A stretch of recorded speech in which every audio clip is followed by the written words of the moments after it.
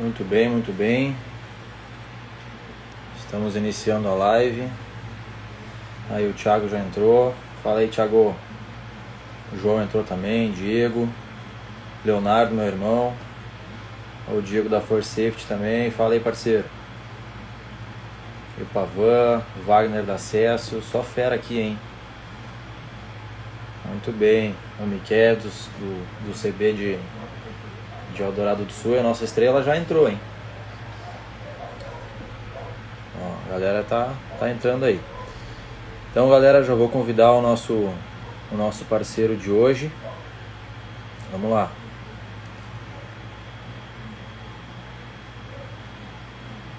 Deixa eu achar aqui a nossa fera.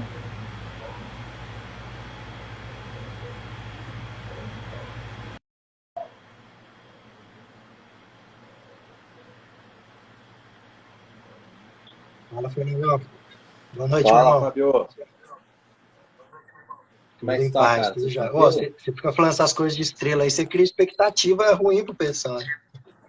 Deixa eu arrumar a câmera aqui, desconectou. Eu É, também porque vou dar uma agora ajeitada na dividiu, né? câmera aqui.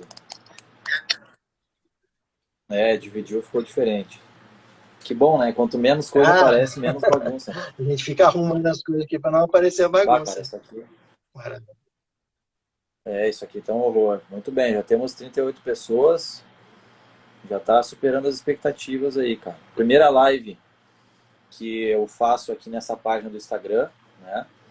Eu nunca tinha feito antes, então tu já vai me dando aí os macetes, aí os bizu, pra gente conseguir fazer uma Não, live legal bacana. aí com a galera, tá? Provável que eu não saiba fazer algumas das coisas que tem para fazer no Instagram, apesar de eu já estar aqui faz uns meses, né?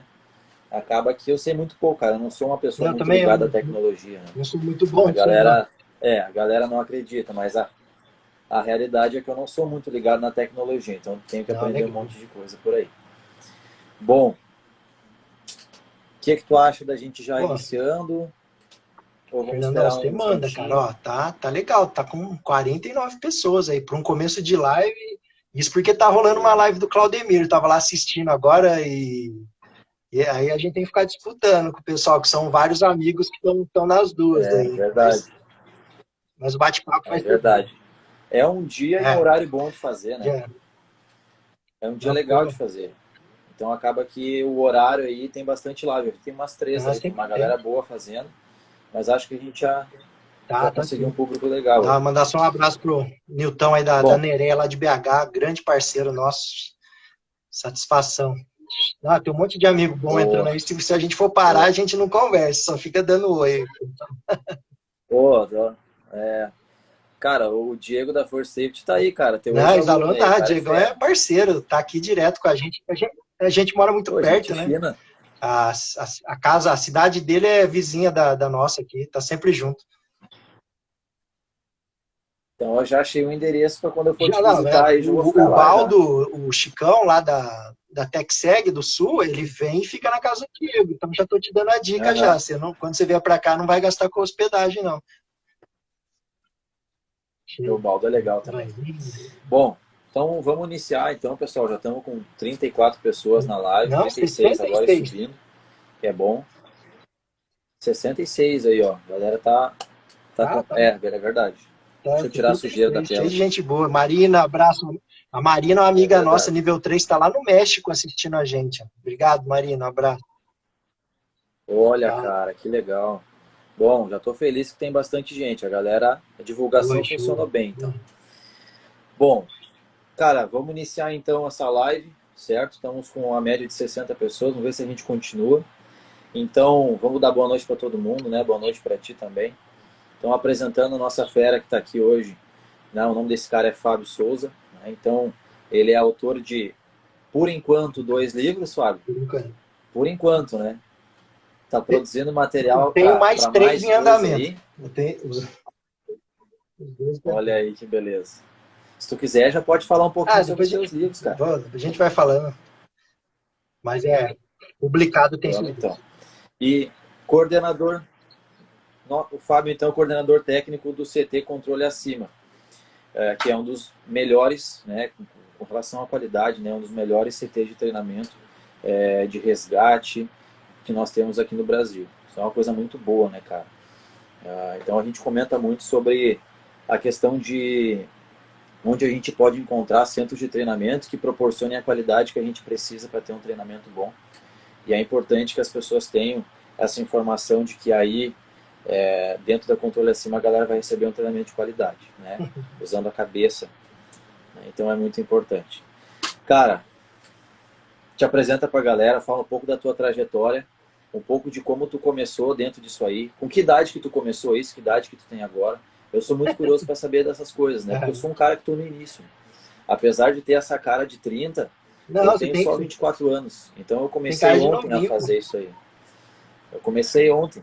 Então, cara, fala um pouquinho de ti aí, da tua trajetória e como é que tu chegou agora no patamar que Legal. tu te encontra. Não, primeiramente, muito obrigado pelo teu convite aí, é uma honra, né? A gente já mantém um contato aí super saudável por WhatsApp, mensagens, foi uma honra poder começar com você esse projeto aí que você tem, parabéns pela iniciativa, parabéns pelas coisas que você publica, te sigo lá, acho super legal as coisas que você faz.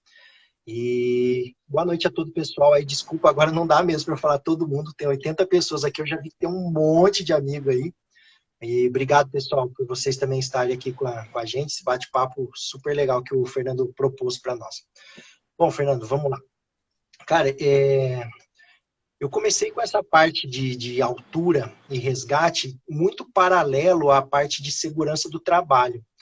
Diferentemente da maioria das pessoas que eu conheço, o pessoal que está envolvido com acesso por corda, muita galera que está envolvida com resgate há muito tempo, a maior parte deles, meus amigos, eles vieram da esportiva.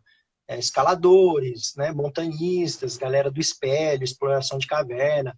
Eu nunca tive isso, nunca foi minha pegada. Apesar de que eu já brinquei algumas vezes de escalada com alguns amigos que me chamaram, mas a minha participação nesse meio sempre veio da indústria, sempre, 100%. Eu sou um cara 100% da indústria e veio tudo muito paralelo com a parte de segurança do trabalho. Então, assim, a minha trajetória, apesar de eu ter 44 anos, né, já estou velhinho já, eu sei que é um cara jovem, apesar de eu ter 44 anos, eu também, que nem o Elton, né, o Elton deve estar por aí, ou vai chegar, pô, o Elton é um cara que tem décadas nesse meio, né, o Elton é um cara Provavelmente, né? antiquíssimo nesse meio aí. Eu comecei nessa parte de altura mais ou menos em 2005, então não é tão antigo assim como uma galera que já começou lá, às vezes em 99, anos 2000. Então, eu comecei com essa parte de altura em 2005, que foi muito paralelo com a minha carreira na área de segurança do trabalho. E a minha primeira assessoria, inclusive, meu primeiro trabalho na área de segurança do trabalho foi para um pessoal de telecom. Então, já caiu no meu colo, não tinha NR35, né? Você não tinha muita referência para essa parte de altura, já caiu no meu colo ter que gerenciar pessoal que trabalhava a 100, 120 metros de altura, subindo em torres altas, 70. Então, aí eu já tive que começar a me virar nos 30, procurar referências, estudar. Eu sempre fui um cara de estudar e pesquisar muito, muito antes de me envolver com essa parte de segurança, de resgate, de espaço confinado. Eu sempre fui um cara envolvido com estudar, escrever. Eu já escrevia outras coisas relacionadas com música. Eu fui músico por muito tempo, na minha juventude, então eu já escrevi. Se olhar aqui atrás de mim, você vai ver, ó, prato na parede lá, que eu quebrei, baqueta. Então eu fui. Olha ali, ó. Vou Vai virar a lá. câmera aqui rapidinho. Vamos ver se vai Ai, que aparecer. Ali minhas bacana. coisas ali, Cara, ó. senão, isso... Ó. Ah, e tem o carrinho do bebê que vai não, o chegar daqui a carrinho do pouco bebê tá no também. outro quarto lá. Mas então, cara, então eu fui envolvido com música por muitos anos. Toquei na noite por muitos e muitos anos. E desde essa época eu já escrevia para fanzine, tinha fanzine na época, não existia essas coisas de blog digital, não tinha nada. E aí começou a minha carreira, eu morava em São José dos Campos, na época, trabalhava na refinaria lá de São José dos Campos.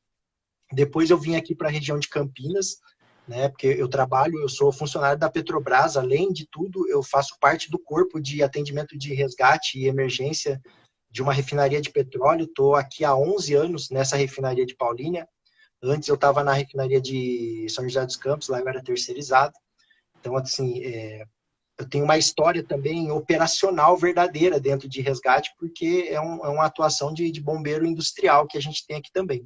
Então foi tudo muito paralelo. Então isso aí começou lá em 2005 e quando eu vim para cá, em Campinas, que aí que surgiu a Controle Acima, eu tinha uma outra empresa de assessoria lá em São José dos Campos, aí que começou a parte da Controle Acima.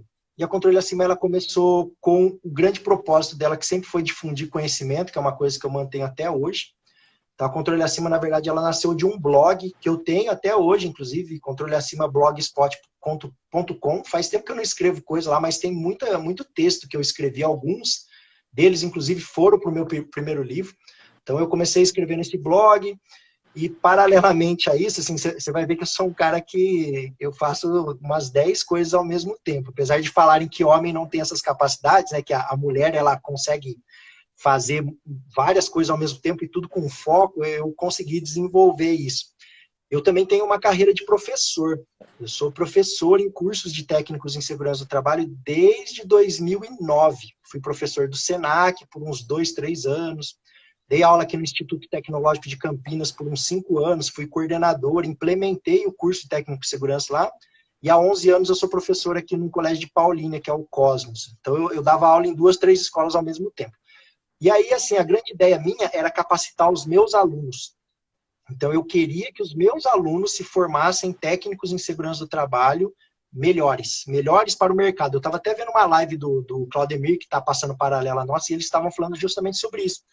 Como, às vezes, é pobre a formação do técnico em segurança do trabalho, só que aí depois é uma pessoa que vai ali fazer gestão de empresa de acesso por corda, que vai trabalhar na planta dele, vai fazer gestão de empresa de resgate, que vai prestar serviço para ele, e eles não são preparados para isso.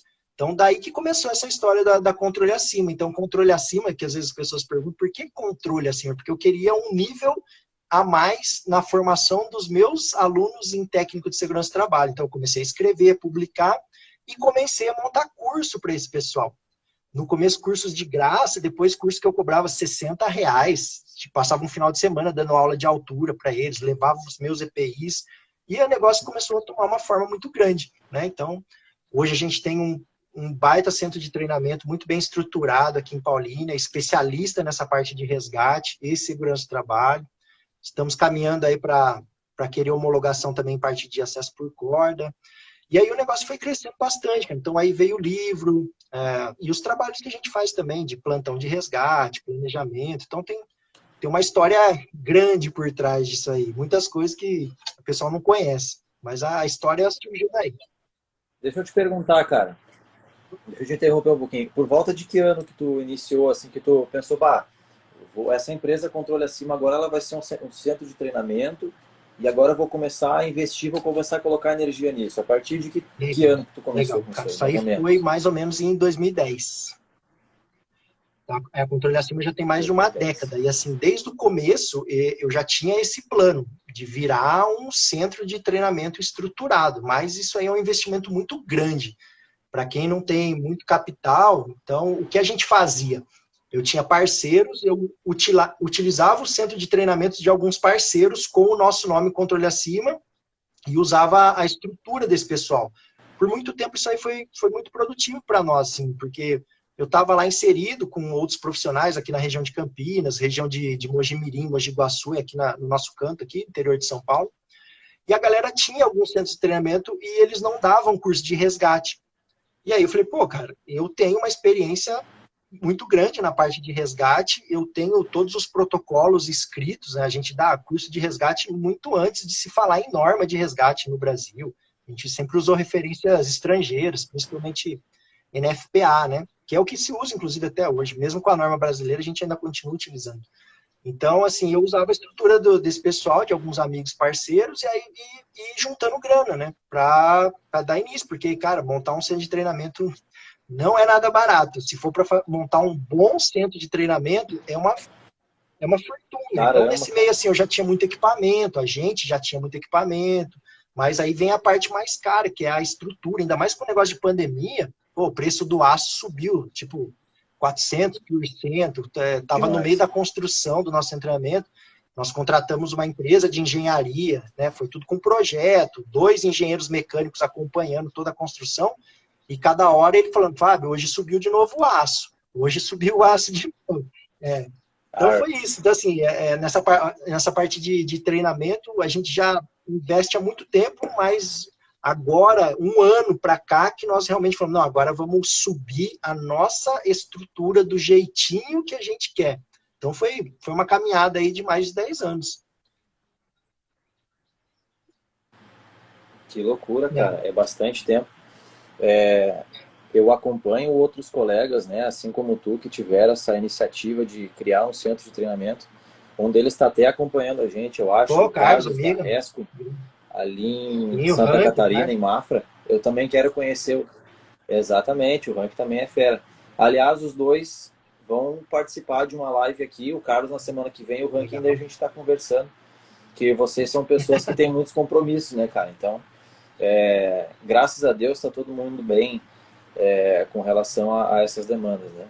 E eu observo que tem uma dificuldade muito grande com relação também ao valor, mas muito mais do que isso, é tu projetar e desenhar essa estrutura para ela ficar do jeito que tu Sim. precisa para dar o treinamento.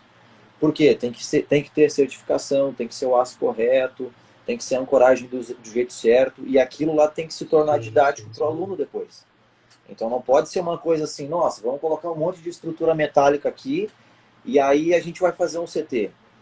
Imagino que o planejamento deva ter sido muito grande, deve ter perdido Sim. muito neurônio aí É. nessa É até coisa legal isso toda que você aí. falou, porque assim, infelizmente, eu acompanho muito essa parte de centro de treinamento, tanto aqui como lá fora. E eu vejo que muitos centros de treinamento, o pessoal sobe desse jeitinho que você falou mesmo, assim, ó, vamos pegar um barracão aqui, né, um barracão que foi construído para ser qualquer coisa, menos um centro de treinamento. O barracão foi construído para fazer uma serralheria e o cara pega e usa as próprias estruturas desse barracão e pronto, temos um centro de treinamento. E não é assim que funciona, né? O nosso centro mesmo, a gente não usa absolutamente nada do que era a estrutura do barracão, porque não foi projetado para ser um centro de treinamento. Então, nessa caminhada, eu fui entendendo que um centro de treinamento ele tem que ter alguns pilares, né? Um deles, muito importante, é esse que você falou, é a segurança do projeto de um centro de treinamento, quanto a resistências mecânicas, responsabilidades técnicas, porque você tem que ter um engenheiro mecânico por trás, você tem que ter cálculos estruturais, testes e no final uma RT de tudo isso, né, uma documentação, laudos. Depois de toda essa estrutura que você tem que ter, você tem que ter uma pessoa ou algumas pessoas experientes para desenhar o centro de treinamento para que ele realmente seja funcional. Porque não adianta nada, você pendura uma corda aqui, tá, beleza, mas o que é que meu aluno vai aprender numa corda aqui, numa corda colar? Então, se nós estamos falando, como é o tema da live, super bacana, né? Resgate técnico industrial, a pessoa por trás disso, ela tem que ser experiente de indústria. Porque eu tenho muitos amigos, né, nada contra, mas eu tenho muitos amigos que eu chamo, né, eu brinco, que é tipo o rato de CT. O cara, ele entende muito de dar aula, ele tem uma puta estrutura para dar aula, mas ele não tem vivência de verdade dentro de uma indústria. E aí você não tem a experiência do que é que aquele seu aluno que você está formando para ir para a indústria, porque desde julho de 2020, que nós temos a NBR 16710, parte 1 e parte 2, nós estamos falando de Isso. qualificação profissional de pessoas para atuar como resgatistas na indústria, qualquer tipo de indústria. Agrícola, indústria petrolífera, não importa, cervejeira, indústria. Então, assim, é legal você ter dentro desses pilares de formação e capacitação, que a gente está falando de resgate, mas poderíamos estar falando de qualquer outro tipo de tema, que esses instrutores, essas pessoas por trás, elas tenham vivência real para poder passar uma verdade para o aluno. E isso aí acaba rebatendo quando você constrói esse treinamento. Porque você vai pensar em estruturas e obstáculos que você sabe que existem na indústria. O outro pilar por trás disso são equipamentos de boa qualidade, né? Não adianta nada depois você ficar entregando equipamento ruim, sem padronização. E outra coisa muito importante também é a parte didática, pedagógica, né? Eu conheço muitos caras que têm uma experiência monstra, conhecimento monstro, mas quando abre a boca não consegue passar esse conhecimento. Porque o cara não estudou essa parte Sim, sim. pedagógica, como montar uma aula, como estruturar, como passar um conhecimento. Às vezes você tem um público extremamente mais técnico, onde você consegue aprofundar muito mais. Às vezes a gente recebe um pessoal que não, né? Um pessoal que não tem tanto estudo, mas precisa ali fazer uma qualificação mínima, que é o resgate nível industrial, e aí você não vai poder aprofundar tanto. Então é muito importante ter isso, essa parte pedagógica, que inclusive é cobrada na NBR 16710 para o instrutor. Você precisa ter esse conhecimento do instrutor, essa vivência, você precisa ter a boa estrutura do seu treinamento, com as responsabilidades técnicas, e você precisa ter equipamentos também bons para que seu aluno tenha uma boa vivência ali dentro do curso que ele vem fazer.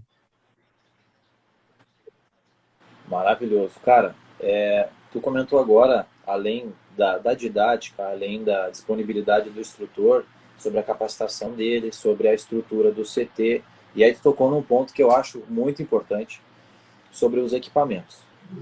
Além do equipamento ser de qualidade, ele ser feito Show. para aquele fim. Isso é uma coisa que tu bate muito. Eu leio o teu livro, tá? Pode ver que ele tá até Tá velho soltando já. página. Eu comprei ele alguns meses atrás, ele tá velho, de tanto que eu leio. E tu bate muito da tecla do que? Nós temos normas de fabricação, nós temos normas de teste, certo? Então, a partir disso, eu posso construir equipamentos para determinados fins. O equipamento do resgate, ele é um equipamento à parte. E é importante que as pessoas entendam que, às vezes, esse equipamento ele pode ser multifunção, mas com limite, né? Sim. Com limite. Então, assim, é o equipamento multifunção utilizado para o fim certo e sem gambiarra, né? Então, eu queria que tu falasse um pouco sobre isso, porque eu vejo muitos instrutores hoje, e quanto mais eu vejo, mais eu enxergo erros passados meus. Isso é muito importante a gente evoluir um pouquinho também sobre isso, né? Quanto mais passa o tempo, mais eu vejo aulas de instrutores fazendo curso, etc. Com aquela coisa do... tem que ser esse material. Sabe isso? Se tu quiser fazer essa técnica, tem que ser esse aqui. Dessa marca. Porque se tu não fizer dessa marca, é ruim. E aí a galera acha assim, pô, tem que puxar braço. Pô, o cara veste uma camiseta da Ultra Safe. Que tu tem uma parceria com a Ultra Safe.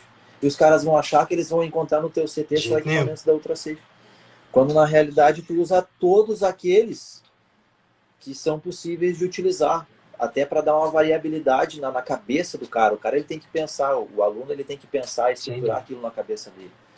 Então fala um pouquinho sobre como é importante entender, o aluno entender da lógica do sistema, em vez de entender o equipamento. Cara, né? Perfeito. Tudo isso que você falou, eu assino embaixo, pode mandar o papel aí, pode postar. As suas colocações foram perfeitas e realmente, assim, né, nesses últimos tempos de publicação, é uma das coisas que eu mais tenho investido energia e dinheiro para comprar, né? Depois, se o pessoal perguntar de literatura para resgate, esse aqui são alguns. O que eu mais tenho investido hoje em dia é justamente nisso que você falou, parte de equipamento, que realmente rola de verdade em alguns centros de treinamento e às vezes alguns profissionais, talvez não mal intencionados, mas às vezes é porque ele só conhece aquilo lá e realmente o pessoal fala isso, fala, não, ó, só serve esse equipamento, se não for esse, não dá certo. Isso já é um problema muito grave. E eu vi que isso aconteceu muito, até no que a gente está falando aqui de resgate, né? Como você falou, a gente é parceiro da Ultra Safe, assim como eu sou parceiro outdoor, o Thiago, tô vendo teu boné, o Thiago é um parceirão, amigão, a gente é parceiro aí da Climb Clean, Curitiba, no Sul, os caras nos apoiam demais, uso muito os equipamentos deles, o S-Climb, Side Up, enfim, eu uso aquilo que me convém, que eu sei que é bom e que é certificado, então já parto por esse princípio. Para mim não importa a marca, para mim importa um equipamento bom, de boa qualidade, que faça o serviço, seja eficiente e que ele cumpra as normas que realmente ele está falando que está cumprindo. E falando dentro disso que você colocou aí, essa parte de norma, de certificação e voltado para o resgate, uma coisa, por exemplo, que eu estou vendo aí atrás de você, inclusive, que é o tal do ID vermelho. Até hoje, eu ia falar até hoje, meu amigo, semana passada mesmo, me vieram com essa dúvida, o último curso que eu ministrei aqui de inspetor de EPI, me vieram com essa dúvida de novo, e o pessoal bate muito martelo nisso. Ah, não, ó, ID para resgate tem que ser o ID vermelho, o ID amarelo é para trabalho. Eu falei, não, meu amor, pelo amor de Deus. No meu livro, no Falam meu muito livro eu isso. escrevi umas 20 páginas só falando sobre descensor. E eu pego, quando o pessoal vem com essa dúvida aqui, né, que é mais fácil, eu pego já os dois descensores, o tal do ID vermelho, que na verdade, pessoal que está nos assistindo, aí, pelo amor de Deus, não existe ID vermelho. Existe IDL, que é de large, quer dizer, de grande, e existe o IDS, que é o ID small, que é o ID pequeno. E agora, recentemente, desde 2019, a Petzl lançou o ID EVAC, que é um ID apenas para ficar de ponta cabeça para situações de descida, mas vamos esquecer isso aí para não dar confusão. Se nós pegarmos tanto o IDL, que é o famoso ID vermelho, assim como o ID amarelo, que existe o preto também, que é o IDS, ambos têm as mesmas certificações. As mesmas, não tem diferença alguma. Os dois cumprem as mesmas normas e passam pelo processo de certificação das mesmas normas. Não existe diferença alguma. A única diferença que existe entre um IDL e um IDS é que o IDL ele aceita corda de 13 milímetros. Consequentemente, você tem mais controle da situação e aí você pode pôr 30 quilos a mais do que o IDS. 250 quilos para um, 280 quilos para outro. Ponto, acabou. É só essa a diferença. E aí vem, né, o que você está falando, Fernando, assim, equipamento para resgate. Primeiro, né, vamos falar de Brasil. Pô, Fábio, que norma que a gente tem de equipamento de resgate aqui no Brasil? Nenhuma. Tá? Especificamente equipamentos para resgate, nenhuma. Qual é a única norma técnica que nós temos aqui no Brasil de equipamento que tem a palavra resgate? Corda. Tá? É a única norma que nós temos. NBR 15986. Corda para trabalho e resgate. Tirando isso, nós não temos norma no Brasil de descensor, de polia, de bloqueador de corda, né? Que o pessoal sempre chama de ascensor, de jumar, mas o nome certo é rope clamp, que é grampeador de corda, bloqueador de corda. Então, nós não temos norma nenhuma no Brasil sobre isso. Nenhuma. Então, se eu vou utilizar um equipamento para resgate no Brasil, uma polia para resgate, um descensor para resgate, um bloqueador para resgate, eu preciso comprar um equipamento que siga normas estrangeiras e que seja devidamente certificado. Então, pessoal, muito cuidado. Está cheio de equipamento aqui no Brasil, a maioria trazido de países asiáticos, onde vem marcado lá que ele cumpre norma EN, por exemplo, norma de descensor de resgate, EN 341. Aí o pessoal vai lá, marca EN 341, só que ele não tem um CE, ou seja, ele não passou por um processo de certificação, aquela marcação ela é falsa. Ah, mas o produtor é brasileiro, então ele está isento disso porque não tem norma do Brasil. Não, de jeito nenhum. Tá? Se eu estou produzindo um equipamento que não tem norma no Brasil, obrigatoriamente eu tenho que seguir uma norma estrangeira, seja da comunidade europeia ou seja E, americana. Pode falar, Fernando. e isso Sim, fala em tudo quanto é norma. Né? Esse item que tu citou ali, na ausência de normas exato. nacionais, É isso aí. normas internacionais, né? É isso aí. Fala em tudo quanto é norma. Então, é isso que a gente tem que buscar. Assim, poxa, eu vou ministrar um curso de resgate, ou eu vou fazer um simulado na minha empresa de resgate, ou eu opero numa empresa de resgate, ou sou bombeiro dentro de uma empresa, eu tenho que usar o equipamento certo que é certificado para aquilo, independente de marca. Porque, assim, se eu tenho um descensor da Petzl, um descensor da Skylotech, um descensor da CMC, o Clutch, por exemplo, que é o que eu tenho mais utilizado ultimamente, não importa a marca, o que importa é que todos eles passaram pelo mesmo processo de certificação. Eles têm que passar pelos mesmos requisitos mínimos para serem aceitos e utilizados dentro de uma operação de resgate. É claro que tem diferença, tem tamanho, tem peso. Às vezes um passa uma corda mais fina, um passa, só que assim, eles passam pelos mesmos critérios mínimos. Então, como o Fernando muito bem falou, o que importa não é a marca, isso aí é preferência. O que importa é o princípio. E o princípio é que ele seja certificado dentro de uma norma correta. É isso que a gente tem que buscar falando em resgate técnico industrial. Que beleza, cara. eu acho que a gente consegue ligar muito dessa questão de bitolar o aluno ou ensinar o aluno com um padrão e dizer que aquilo é certo e que não pode ser de outro jeito. Acho que isso está muito relacionado à formação do técnico, que tu comentou no início. Daqui a pouco o jeito que ele aprendeu, ou para ele é muito mais fácil saber de uma técnica só, e aí ele acha que para os outros também vai ser melhor saber de uma técnica, né? Mas eu queria chegar no ponto que já vamos citar na próxima pergunta já, que é o seguinte. Vamos lá. A maioria das normas que nós temos aqui, normas regulamentadoras, né? Que aqui o técnico de segurança, ele é basicamente, dentro do curso, a gente ouve muito sobre normas regulamentadoras. Até parece que só existe isso, né? Então é uma coisa até meio estranha, assim, eu digo a maioria dos cursos técnicos. Então, dentro dessas normas regulamentadoras, a gente não lê muitos parágrafos relacionados a resgate.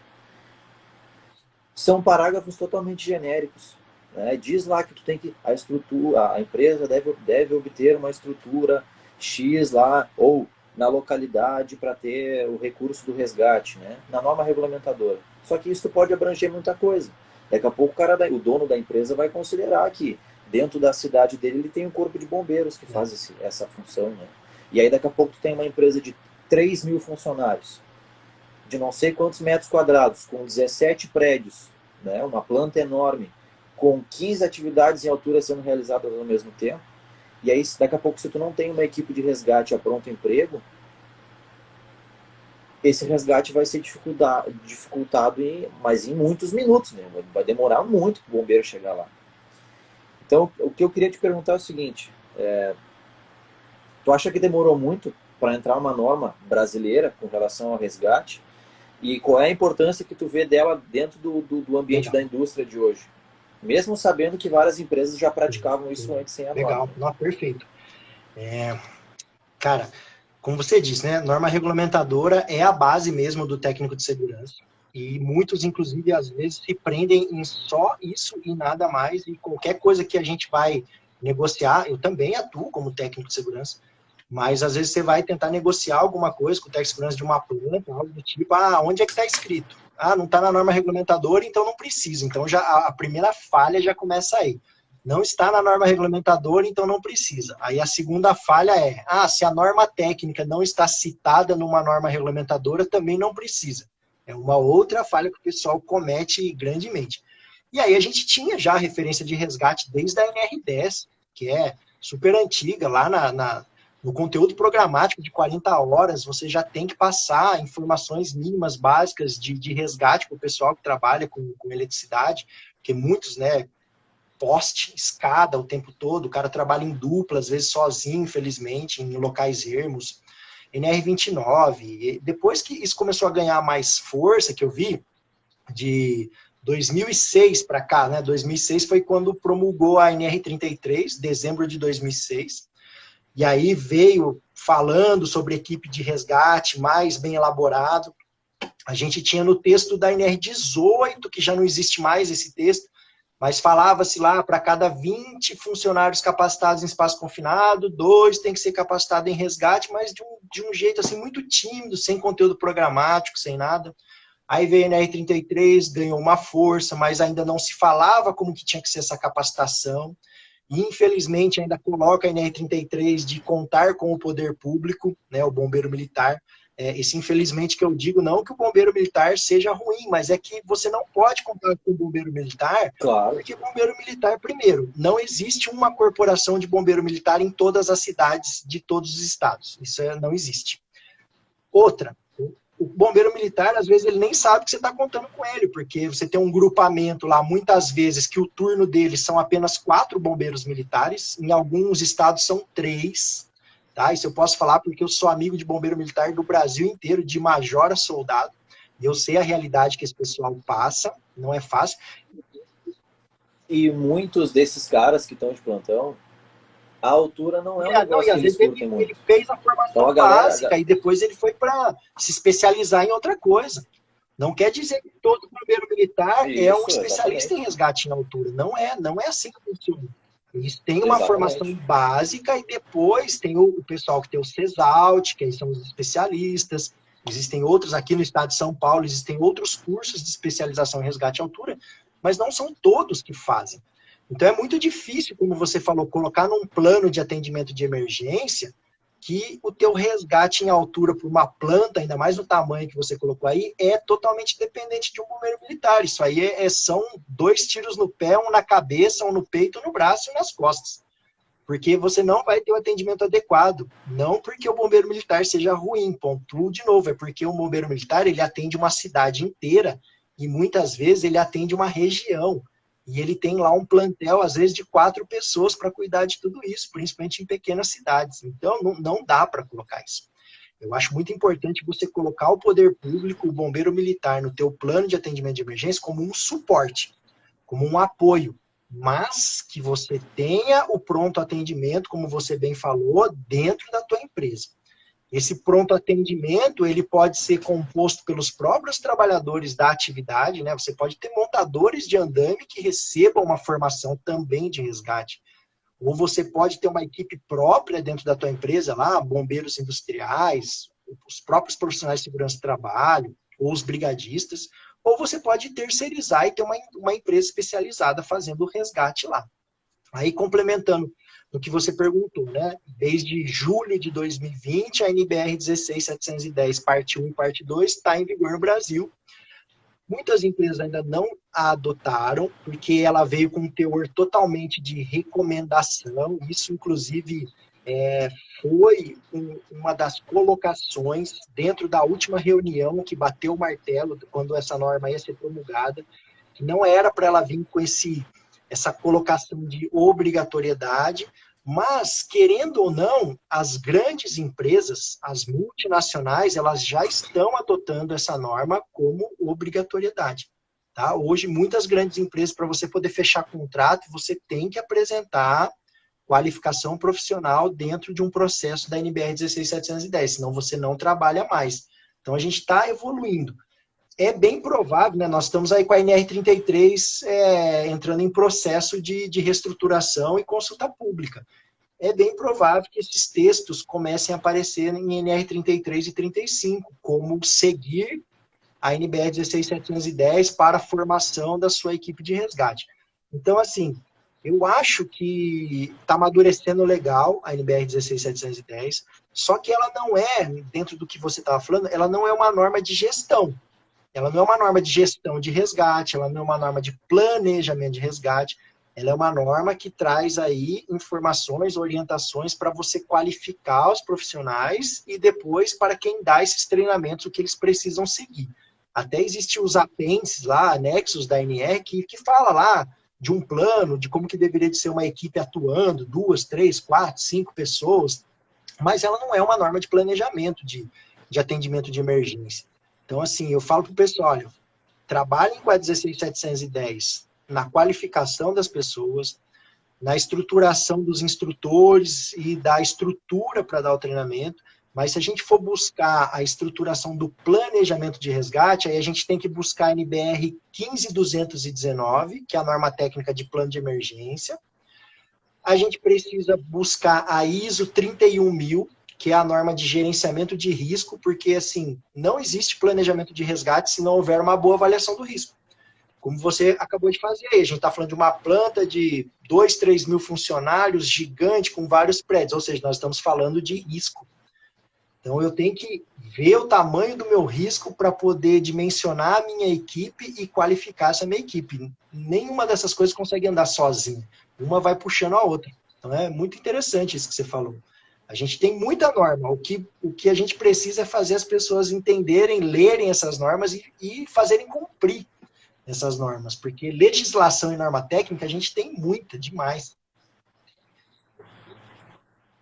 Tem bastante, cara. E, inclusive, a galera se perde muito nisso e é por isso que é importante a gente ter algum tipo de material interativo, como a gente tenta fazer humildemente, né? De um jeito muito humilde, do jeito que a gente consegue fazer, a gente tenta também acrescentar isso.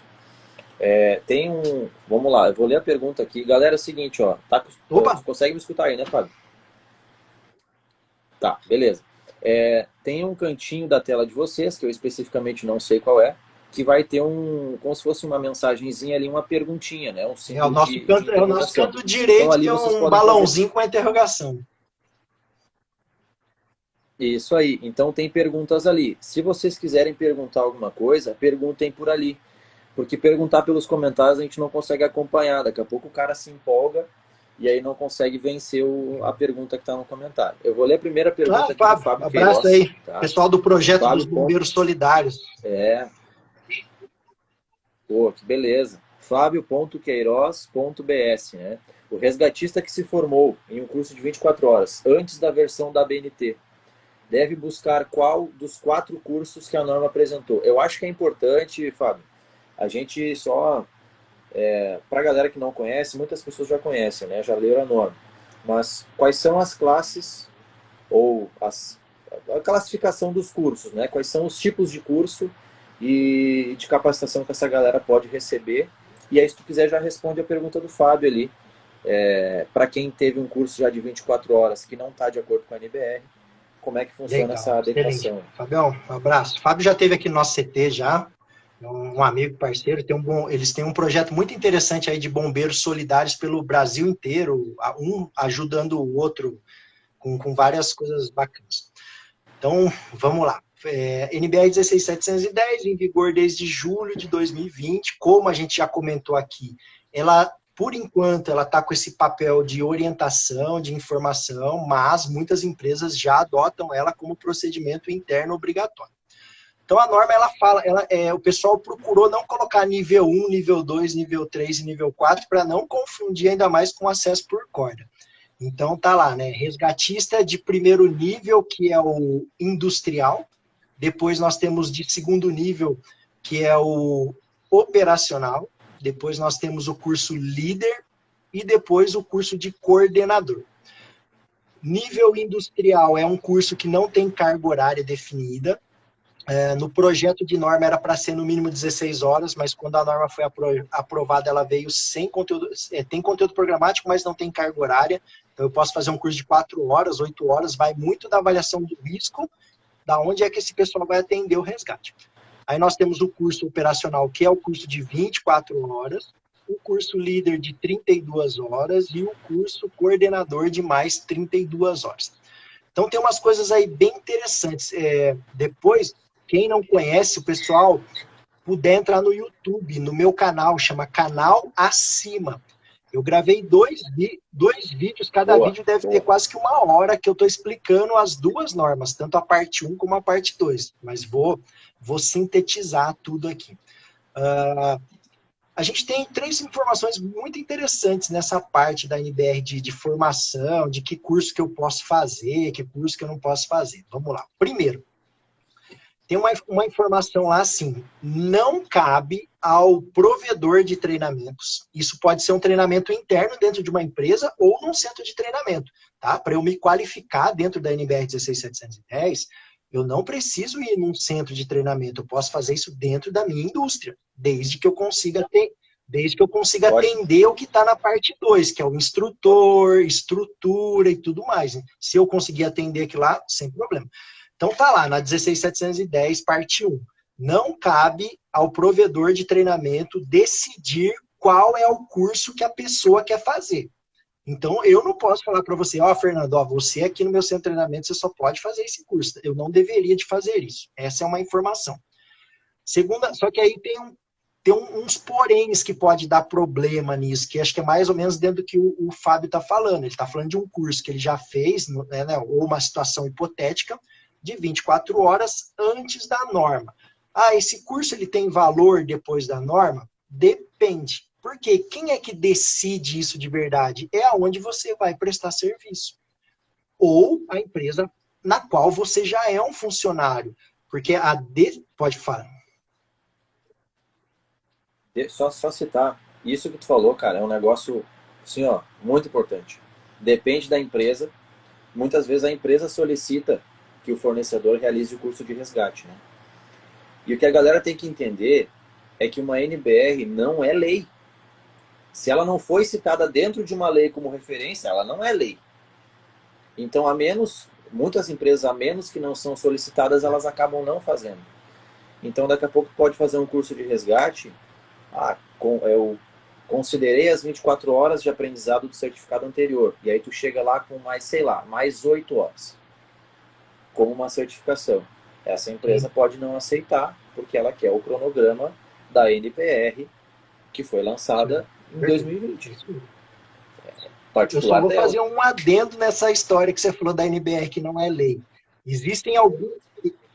Olha que Existem beleza. algumas situações que a NBR, independente de qualquer coisa, ela é lei. Por exemplo, isso aí está na Constituição.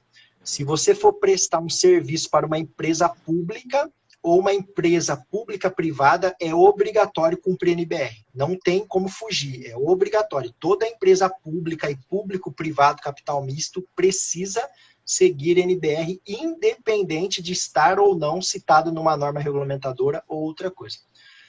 Outro fato, se a gente for seguir o Código de Defesa do Consumidor, que é uma lei que nós temos no Brasil, é uma lei de 1989 ou 1999, está no meu livro aqui, mas é de 89. Toda vez que você presta um serviço, como prestador de serviço, se você está entregando um serviço, um produto, é obrigatório seguir norma técnica. Isso está na lei. Então, assim, se eu estou falando que eu vou prestar, eu controle acima, vou prestar um serviço dentro de uma multinacional. Eu estou entregando um serviço, como Código de Defesa do Consumidor, eu sou obrigado a seguir NBR, independente dela estar ou não. Então, existem alguns adendos que ficam escondidos aí sobre obrigatoriedade ou não de NBR. E aí, complementando o que você falou, que foi muito interessante. Quem decide, por enquanto, é o empregador. Como elas não estão lá na NR33, não estão na NR35, na NR10, quem vai decidir se vai cobrar ou não NBR 16710 é o empregador. Fato, é isso que você falou mesmo. Então, é a empresa que vai cobrar.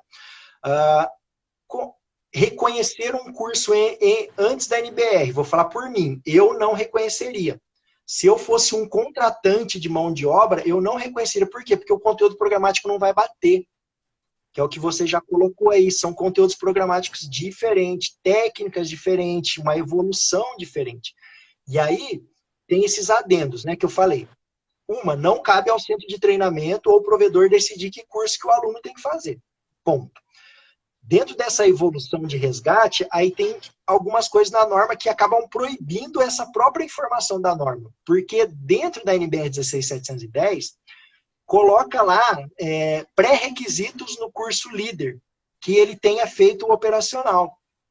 Pré-requisitos para o curso coordenador, que ele tenha feito o líder. Então, dentro lá dos conteúdos, quando você entra lá, né, líder de resgate, aí vem o conteúdo programático e as informações, o que esse cara deveria de desenvolver, as atitudes que ele deve ter, as experiências, e coloca lá. Então, por um lado, eu não posso decidir que curso que você deve fazer, mas por outro lado, a própria norma me leva a pedir desse aluno que ele tenha um curso anterior. E aí tem mais um outro probleminha. Quando a gente chega lá no anexo, não sei se é o anexo A ou o anexo 1, eu não lembro da NBR 16710, ela fala lá sobre formação de equipe de resgate dentro de uma indústria, ou seja, você já qualificou esses profissionais e agora eles estão dando indicativos como é que essa equipe deveria de trabalhar dentro de uma indústria, dentro de uma gradação, quem que é o líder, quem que é o coordenador, e lá coloca, olha, dentro de uma indústria, o líder deveria de ter uma experiência de pelo menos 6 meses como operacional. E o coordenador deveria de ter uma experiência de pelo menos 6 meses como líder. E esse reconhecimento tem que ser feito por um profissional de segurança do trabalho, ou seja, algum documento reconhecendo que essa pessoa já tem uma experiência de 6 meses como líder e ele poderia atuar como coordenador ou líder tendo uma experiência de operacional. Isso aí são informações que estão na norma técnica.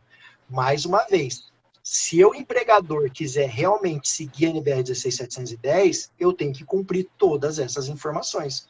Ou seja, não dá para catar, por mais experiente que essa pessoa seja, não dá para eu, que vou emitir um certificado para essa pessoa no final do curso, eu pegar e falar, não, eu reconheço tudo isso que você tem, já vem aqui e faz o coordenador.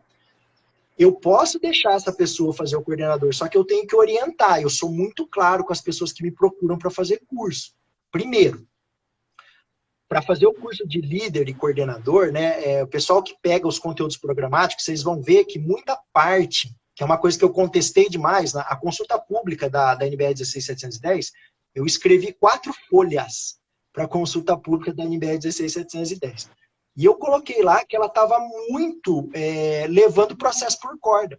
A gente pega lá exercícios do líder e do coordenador, se a pessoa não tiver experiência em acesso por corda, ela não faz o curso. Se ela não tiver, tem que passar a vítima por desvio, vítima com nó, vítima por fracionamento, vítima por transferência. Você com a vítima passando, isso aí são resgates de nível 2 e nível 3 de acesso por corda. Para você chegar a ser um nível 3 de acesso por corda, né, no caso, eu sou nível 3 de acesso por corda, Irata, para eu chegar a ser nível 3, foram quase 7 anos em acesso por corda. E como que eu pego uma pessoa do nada e dou um curso de 32 horas, onde eu tenho que falar de proteção respiratória, EPI, planejamento de resgate, gestão de equipamento, inspeção de equipamento, e ainda preciso, em 32 horas, fazer ela conseguir fazer todos os exercícios de um cara que demorou 7 anos para passar numa prova de nível 3 de acesso por corda. Então, assim, tem alguns problemas assim, no conteúdo programático. Eu vou colocar como problema, porque se a pessoa não tiver experiência em acesso por corda, ela não aguenta fazer o curso. E aí eu já oriento. As pessoas que me procuram, falam, Fábio, eu quero aí fazer o curso coordenador. Já quero sair daí estrela brilhante, cheio de brevê, o top do resgatista. Aí eu já falo, meu amigo, você já fez alguma coisa anterior de resgate? Não, eu sou bombeiro civil e sou técnico de segurança. Eu falei, tá. O que você já fez de resgate? Você já fez progressão? Não, cara, isso não significa nada. Eu falei, você quer fazer o curso? Ok. O primeiro dia do nosso curso é só prova. Eu vou te meter na corda e você vai ter que fazer isso. Depois a gente vai para a sala de aula, você vai ter que responder um monte de questão de NR33, NR35, primeiros socorros. Se você passar no pré-teste, você pode continuar no curso. Então eu já oriento a pessoa. Porque senão o cara vai gastar dinheiro. Porque assim, não que... Claro, são diversas manobras que ele vai ter que realizar no curso, que ele tem que ter um pré-conhecimento. Tu não vai chegar pro cara e dizer, meu, olha só, agora tu precisa realizar esse resgate com esse sistema. Aí o cara não sabe fazer uma progressão. Aí o teu curso não anda. E não dá no curso de coordenador eu parar o curso para ensinar o cara a fazer progressão, passar um desvio. Não, ele tem que saber fazer isso. Porque como que eu vou ensinar ele a fazer tudo isso, que demora uma semana no curso de acesso por corda, você ensinar o cara a aprender tudo isso, e ele tem ali 32 horas para depois aplicar isso em resgate. E depois tem que fazer resgate com maca, resgate com fraldão, resgate em espaço confinado. Então, assim, o conteúdo programático que está na NBR 16710, ao meu ver, tem que ser revisto. Ele é muita coisa para pouco tempo. Claro, ali é uma carga horária mínima, 32 horas. Eu poderia dar um curso de 40, 50, 80, mas mesmo assim você não forma um resgatista num curso. Você vai ali dar as qualificações para ele, mas a hora que o cara sair do seu centro de treinamento, ele não está formado como resgatista. Como em qualquer profissão da vida. Você só se forma depois de atuar, de ter experiência, de experimentar aquilo, retreinar. Então, assim, os conteúdos programáticos da norma, eles são bons, mas eu acho que eles estão em excesso. Eles puxaram demais para que o cara tenha acesso por corda antes de entrar no resgate. E essa não é a realidade do resgate da indústria. Tá? Não é. Eu atuo em resgate na indústria há 11 anos. Eu nunca precisei pendurar numa corda para tirar uma vítima de altura de espaço confinado, porque a vítima, geralmente, ela está no andaime, ela está numa plataforma. É importante eu saber disso. Mas, assim, nesses conteúdos programáticos da norma, eu acho que o pessoal foi muito tendencioso a encaixar demais acesso por corda. E não é assim que funciona nas grandes escolas de resgate do mundo. Por exemplo, NFPA. O pessoal da NFPA, a CMC, que inclusive foi a grande base para escrever a norma brasileira, NFPA 1670, NFPA 1006, as normas da STM, de uns poucos anos para cá que o pessoal começou a incluir manobra de acesso por corda nesses cursos, porque os cursos são com as pessoas com o pé no chão, com a pessoa com o pé numa torre, com a pessoa posicionada numa escada, não é pendurada em corda. É claro que em algumas situações você vai precisar, mas é muito pouco. Resgate de acesso por corda você resolve com a própria equipe do acesso por corda. Resgate industrial por cordas, você resolve de outro jeito. Não é. Resgate de acesso por corda é uma coisa, resgate industrial por cordas é outra coisa. O pessoal misturou demais e aí acabou, assim, criando certos problemas para o centro de treinamento que tem que gerenciar isso aí. Claro, e de certa forma, se a gente for parar por uma questão lógica, o cara pensa assim, não, pela lógica, quem tem a maior probabilidade de ter um acidente nessas situações?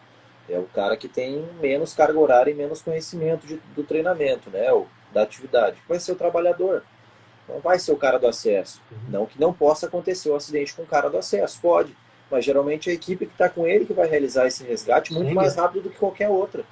Né? Até porque essa equipe ela foi treinada com uma carga horária superior. Né? E apesar, claro, se o cara for, por exemplo, um N1, ele não vai ter aprendido dentro do curso diversas técnicas de resgate, a gente sabe muito bem disso. Mas um cara que trabalha com acesso por corda, mesmo sendo N1, ele tem macete da corda, ele sabe usar o equipamento, então ele vai poder criar um sistema simples para resgatar o cara muito mais rápido do que a gente. Aqui nós, uma equipe de resgate, deu ocorrência lá, tá, vamos lá resgatar o cara do acesso. Não é uma realidade. Né, se a gente for falar isso, né, você está falando totalmente da parte prática, concordo. E se a gente for ainda buscar embasamento, as próprias normas diferenciam isso. A NBR de acesso por corda, que é a de implementação do método, a NBR 15595, ela fala isso. A parte de resgate de acesso por corda é aplicado às atividades de acesso por corda, que é o autorresgate. A própria equipe consegue resolver os seus próprios problemas.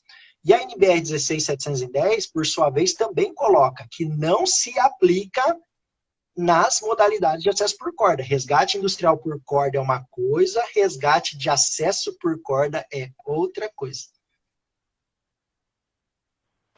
Olha só que legal. Cara, vamos lá. A galera tá enchendo de pergunta aqui, cara. Tô gostando de ver.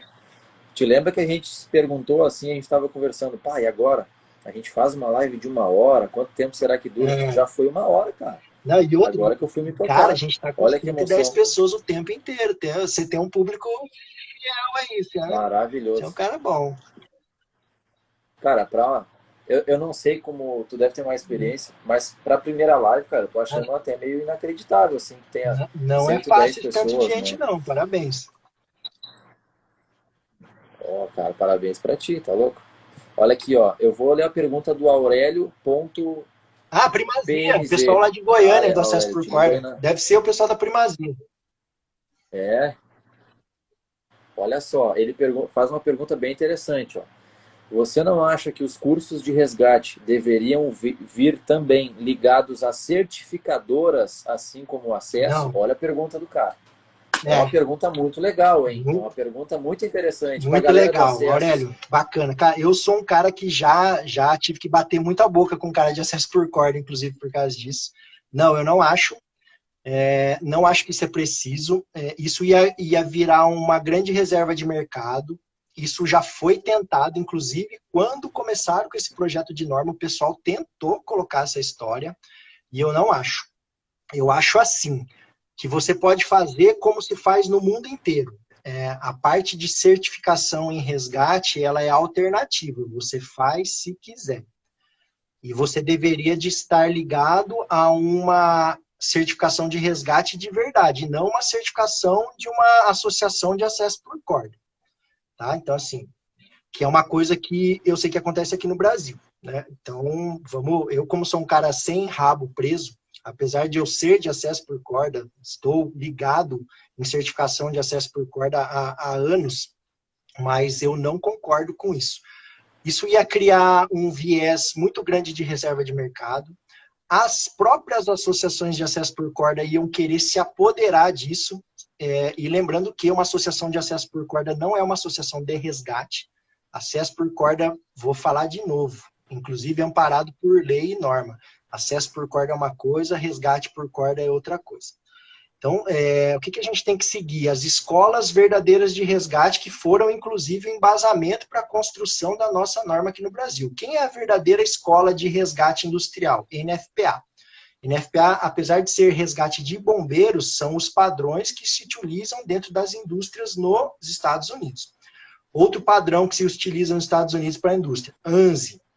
E assim, existe processo de certificação da NFPA? Praticamente não. Existem alternativas dentro do sistema ProBoard para você fazer um curso NFPA 1006, que é a qualificação de resgatista, que lá é o nível conhecedor, que é o awareness, depois é o nível técnico, que aqui seria o nosso líder, e depois tem um outro nível lá. Não existe um processo de certificação dessa forma como é o acesso por corda, que o pessoal tornou lei, obrigatório. Aqui no Brasil, inclusive, é o único lugar do mundo que o pessoal cobra a tal da ISO 17024, que é a norma de certificação, com impessoalidade. Qualquer lugar do mundo, todas as associações de corda, ninguém cita essa norma. Aqui no Brasil empurraram essa norma, tiveram alguns objetivos escusos nisso aí, mas enfim, deixa para uma outra live. Então, assim, não, eu não acho que o processo de resgate deveria de ter certificação, e muito menos, eu não acho que associações de acesso por corda deveriam de se envolver com isso, que é o que acontece em alguns casos aqui no Brasil. Associações de acesso por corda deveriam de continuar cuidando de acesso por corda, e a parte do resgate deveria de ficar a cargo, se fosse realmente de uma verdadeira certificadora de resgate. Né? Aí teria que ter bombeiro no meio dessa história. A gente tinha que partir para uma coisa, porque assim, o resgate ele é uma coisa assim, N vezes mais ampla do que acesso por corda. Né? Se a gente for buscar o resgate, ele vem da espeleologia, depois do montanhismo, depois o resgate de caverna, o resgate de montanha, resgate de escalador, resgate de canyoning, resgate de barranco, resgate de indústria, resgate de bombeiro militar. O resgate é uma coisa extremamente ampla. Não dá para você catar tudo e jogar no mesmo saco e enfiar uma associação para sair certificando isso aí. Então, não, eu não concordo. Isso ia criar um mercado muito perigoso de querer reter conhecimento, de querer reter direitos autorais de uma coisa que já se faz há muito mais tempo de antes de existir qualquer tipo de associação de acesso por corda aqui no Brasil, a gente já fazia resgate. Os bombeiros militares já faziam resgate. A gente tem que ter um processo lícito. Então, nós temos uma norma técnica que ela nos dá diretrizes, nós temos uma norma para dar diretriz a quem dá o treinamento, ao instrutor que dá esse treinamento. Basta você seguir esse processo lícito e ponto. Agora, se alguém quiser passar por um processo de certificação, então, primeiro, deveria de se constituir no Brasil uma verdadeira associação de resgate. Então, já deveria de partir para isso. Reconhecida pelo governo, dentro do site do Inmetro, que não existe. Se você for buscar no site do Inmetro, né, para você certificar alguém, você tem que ser uma OCP. Você tem que ser um organismo certificador de pessoas. Para você ser um organismo certificador de pessoas, você tem que ter a chancela do Inmetro.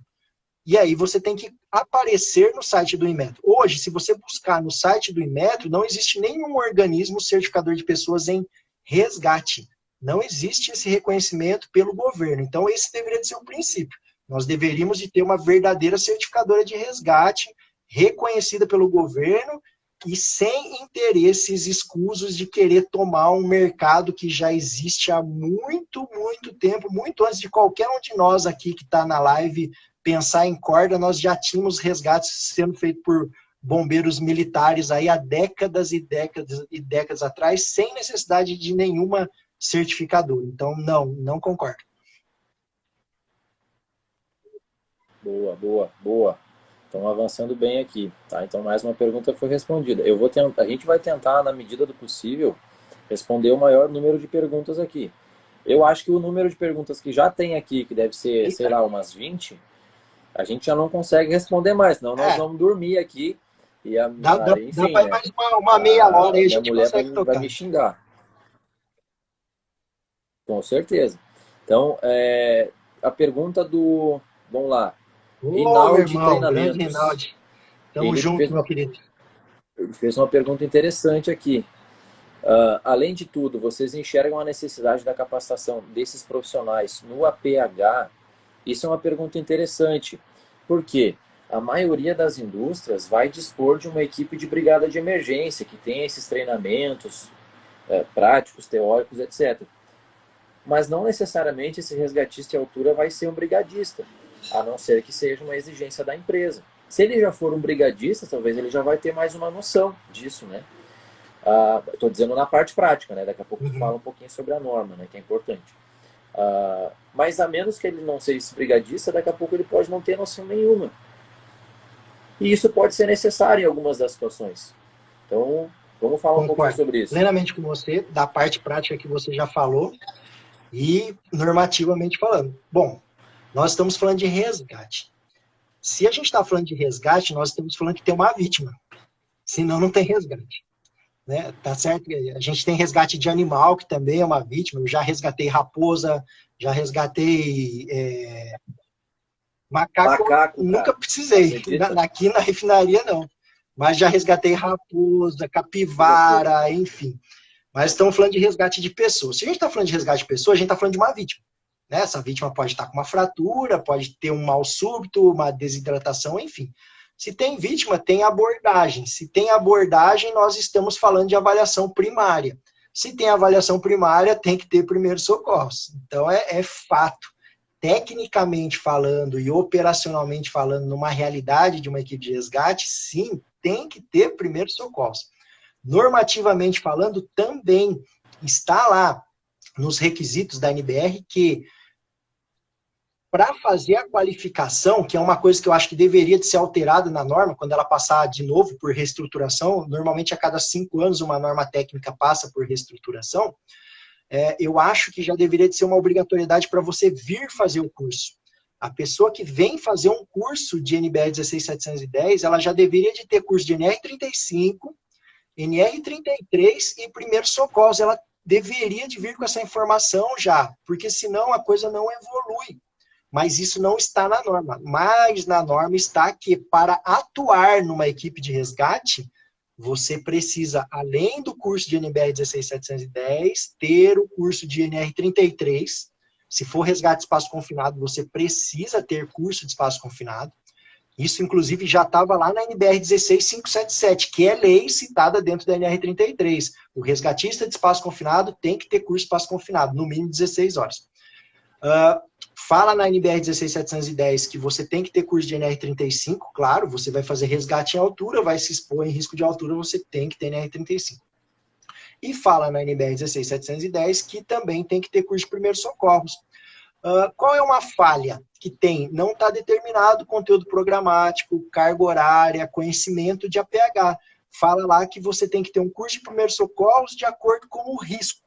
Mais ou menos assim. O problema é que, por exemplo, uma empresa prestadora de serviço na área de resgate, você às vezes está em cima de um telhado acompanhando um calheiro, num barracão, às vezes você está dentro de uma indústria química, os riscos são bem diferentes, então não tem uma carga horária, você pode ter um curso de primeiros socorros de 4 horas, como pode ter um de 200 horas.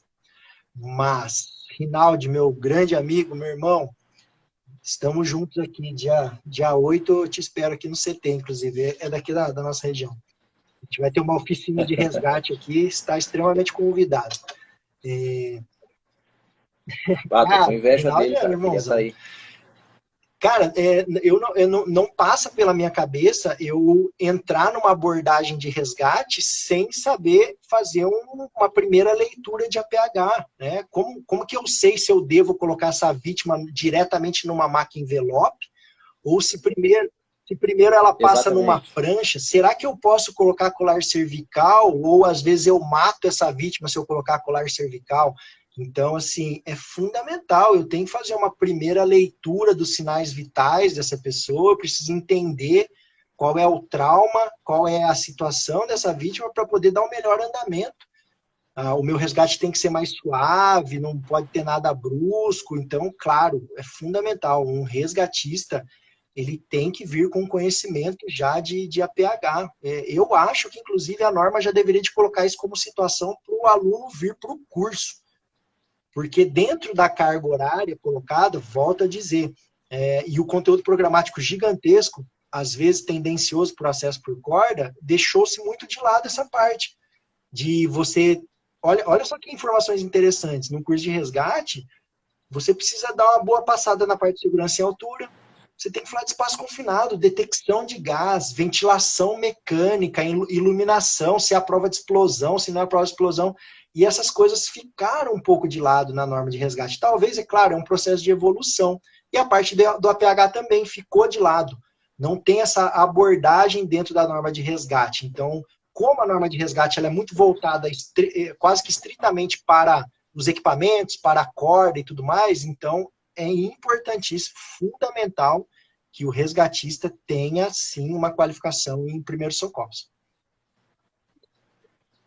E até porque durante o curso de trabalho em altura, se fala sobre a síndrome da suspensão inerte, só que de uma maneira muito resumida. E fala sobre o relato que eu tenho visto. Muito poucos instrutores sabem explicar exatamente como funciona a síndrome da suspensão inerte, e as recomendações sobre o tratamento desse trabalhador, que ficou ali algum tempo determinado suspenso, elas ainda são um pouco controversas. Claro que tem conteúdo para a gente estudar.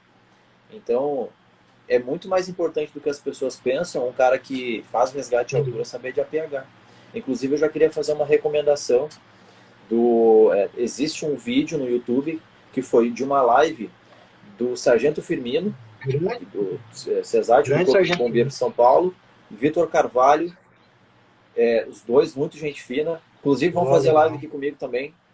Né? O Firmino já confirmou. Junto com eu esqueci o nome do senhor, mas ele é do Instituto Brasileiro de APH. Então eles fizeram uma live falando... Isso, eles fizeram uma live falando sobre cuidados com relação a trabalhadores que sofrem na síndrome da suspensão inerte. Então daqui a pouco é um conteúdo legal para a galera pesquisar no YouTube depois. Eu recomendo, inclusive, se você me permitir, nesse adendo, assim, claro, eu fiz uma pós-graduação em gerenciamento de emergência e desastre. E o meu trabalho de conclusão de curso, a tese que eu defendi, foi voltado para planejamento de resgate. Eu acabei estudando muitos e muitos artigos sobre suspensão inerte, que no Brasil, infelizmente, a gente tem pouquíssima literatura, pouquíssima. E como você falou, assim, não existe... que é uma história assim que inclusive no acesso por corda é muito difundido, né? Que posição que eu coloco a pessoa na hora que ela chega ao chão? É deitada, eu já levanto, em posição de recuperação, posição W. Não existe um consenso, tá? Eu estudei artigos americanos, italianos, espanhóis, franceses, vários países. Não existe um consenso sobre isso. Mas se a galera quiser se aprofundar, o último bom artigo que foi lançado muito recentemente é um estudo da CAMP. A CAMP é um dos maiores fabricantes de equipamento de altura e resgate do mundo, é um fabricante italiano. Eles lançaram, está de graça para baixar lá no site deles, eles lançaram um estudo muito interessante sobre suspensão inerte. E lá vieram assim, pegaram 40 pessoas, levaram para uma universidade em Roma, deixaram todos os caras pendurados em várias situações, acompanhamento médico, toda a parte de fisiologia, e eles chegaram em conclusões bem interessantes. Assim, eu não vou falar o estudo todo, mas eu recomendo que a galera entre lá no site da camp.it de Itália, e baixem lá o estudo deles, se chama Suspenso, alguma coisa assim. Tem vídeo, inclusive, também. Vale a pena ler esse estudo deles, que é bem interessante. Recado que eu deixo para o pessoal, falando em APH, resgatista e suspensão inerte, né? Que tem a síndrome da suspensão e a síncope da suspensão, né? A síndrome é quando começam os efeitos e a síncope é a partir do momento que a pessoa desmaia. Galera do resgate, prestem atenção no que eu vou falar agora. Acesso por corda, bombeiro civil, resgatista industrial. Não pensem que vocês vão conseguir resolver o problema de uma pessoa em suspensão inerte sozinhos. Se não tiver um médico, na hora que vocês baixarem esse cara ou subirem ele para uma plataforma, provavelmente vocês não vão ter sucesso nisso. O tratamento de suspensão inerte, depois que ela vira síncope, ou seja, que a pessoa desmaiou, que começaram todos os grandes problemas de potássio em excesso no sangue, o sangue ficando extremamente ácido, enfim.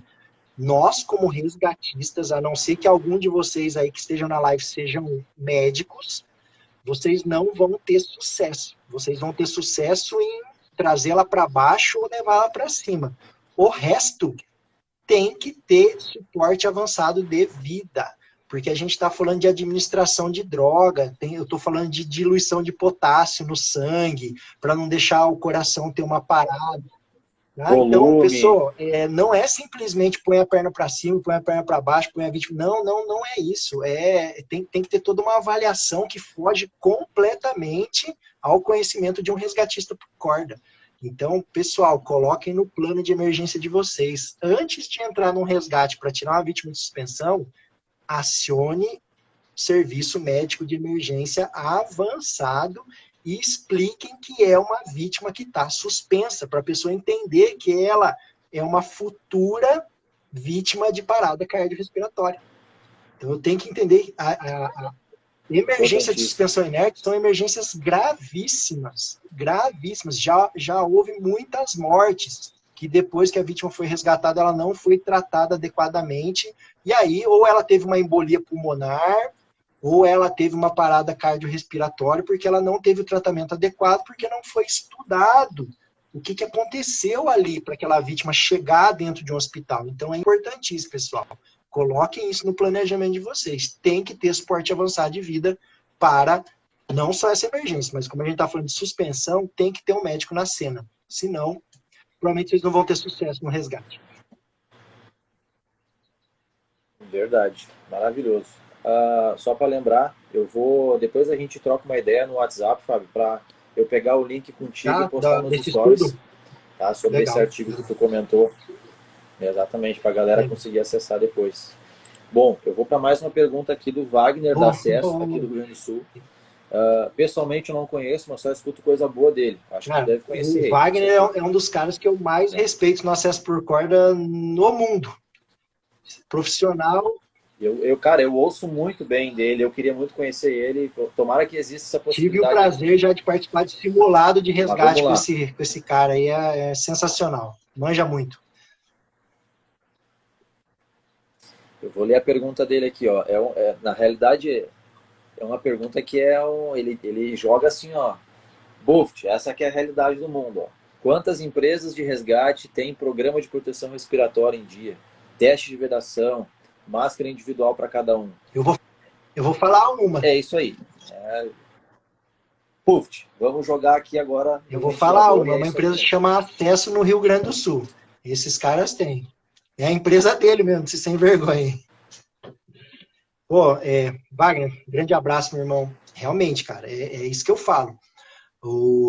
Essa parte nossa de resgate, ainda mais falando em norma e tudo mais, muitas vezes a gente fica muito, muito focado em corda, descensor, maca, e a gente esquece de muitas outras situações que são prioritárias. Ainda mais se nós estivermos falando de espaço confinado.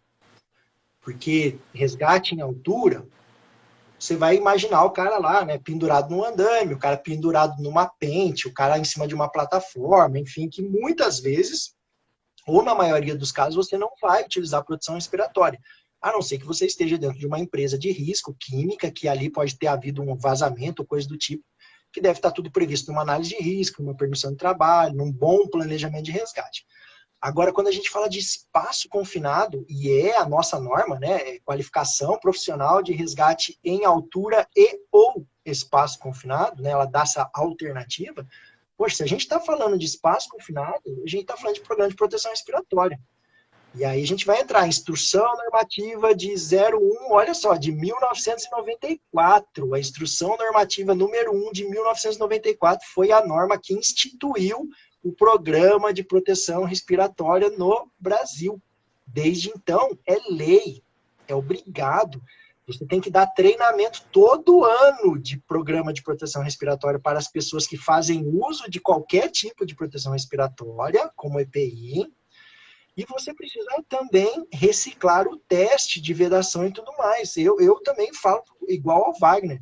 Eu desafio a aparecer empresas com grande montante que tenham dentro da sua equipe de resgate um programa de proteção respiratória válido, porque a galera não se atenta para isso, às vezes por falta de conhecimento, por falta de uma boa orientação, às vezes porque a pessoa ficou muito bitolada apenas em corda, corda, corda e esqueceu todo o resto, ou às vezes porque não está tendo uma boa assessoria, alguém ali do lado, porque aí você vai precisar de um profissional de segurança do trabalho, uma parte de engenharia de segurança, de higiene ocupacional para te dar a orientação, buscar um bom fornecedor de proteção respiratória para fazer os testes de vedação, e é isso mesmo. Assim, se dentro da minha equipe de resgate está previsto o uso de proteção respiratória, automaticamente eu preciso cumprir a IN 01 de 1994.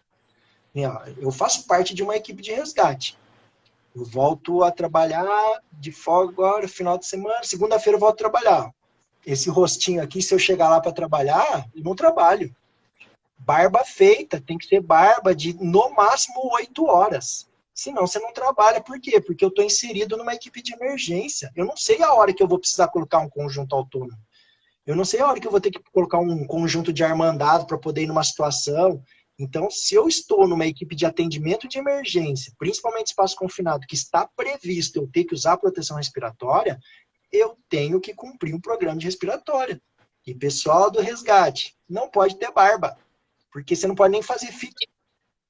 De Papai jeito Noel nenhum, nem porque você pensar. não pode nem fazer fit test, é proibido, está na lei, não se faz teste de vedação se a pessoa tiver de barba. Então, chegou, ó, barba feita. Minha barba está começando a crescer porque eu estou de folga. Porque a hora que eu voltar a trabalhar, com isso aqui eu não trabalho. E boa, muito bem colocado, Wagner. Adorei sua pergunta. Fica aí a dica para o pessoal que trabalha em resgate com barba. Tá, galera? Se vocês estiverem dentro de situações de espaço confinado, principalmente, esqueçam. Vocês vão entrar numa roubada. Você vai usar uma proteção respiratória que provavelmente não vai estar te protegendo adequadamente. Muito bom. Eu vou seguir aqui, eu vou parar um pouquinho com as perguntas da galera e eu vou seguir uma perguntinha que eu tava engatilhado para fazer aqui, que eu acho que é uma pergunta interessante para a galera, principalmente a galera dos bombeiros civis e bombeiros industriais, né? Como fica essa relação do bombeiro civil que trabalha dentro da empresa e a equipe do resgate técnico? Vamos falar um pouquinho sobre essas funções, porque é um negócio interessante. Eu conheço bombeiros civis que não fazem parte da equipe de resgate técnico, nem por isso eles se sentem, né, logrados por isso, né? E eu conheço bombeiros civis que fazem parte da equipe de resgate técnico da empresa, fizeram a capacitação de acordo com a NBR, isso é uma coisa muito positiva, né? Então eu queria que, até para a galera que é bombeiro civil, que está assistindo aí, para eles entenderem um pouquinho sobre a importância do treinamento, da capacitação, que a gente falasse um pouquinho sobre isso. Então vamos lá, pessoal. Desde do começo desta live. Desde julho de 2020, nós temos uma norma no Brasil que estabelece os critérios, os requisitos, conteúdos programáticos, cargas horárias para qualificar um profissional para atuar em resgate dentro de uma indústria. Então, nós temos hoje, né, um norte para isso aí. Antes não tínhamos. Então, o que nós tínhamos? NBR 14276, a norma de brigadista.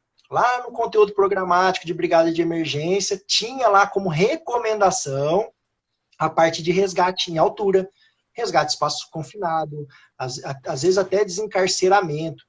Na norma de bombeiro civil também tinha antes a 14606, agora tem uma nova que eu não lembro de cabeça, mas tem uma norma agora recente, de 2020 também, de bombeiro civil, que aí agora instituiu o bombeiro nível 1, bombeiro nível 2, bombeiro nível 3, que também existe no programa de conteúdo programático da qualificação, da formação do bombeiro civil, a parte de resgate.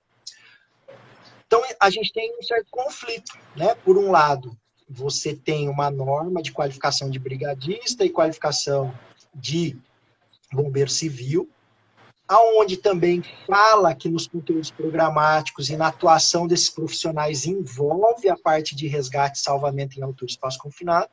E, por um outro lado, nós temos uma norma específica de qualificação de resgate industrial, independente se é bombeiro, se é técnico de segurança, se é acesso por corda. Não tem essa diferenciação.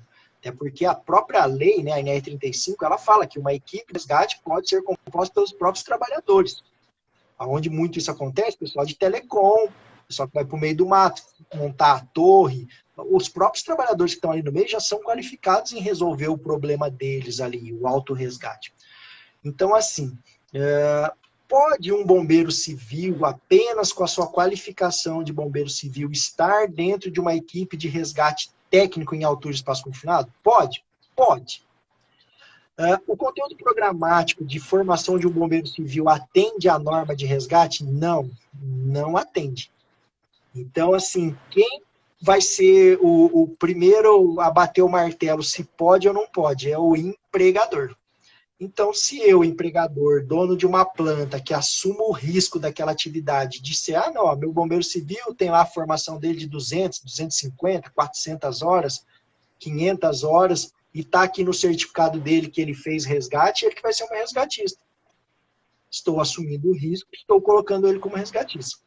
O problema é, infelizmente, né, isso não é uma regra, mas infelizmente é exceção, formação de bombeiro civil em resgate em altura e espaço confinado é pífia.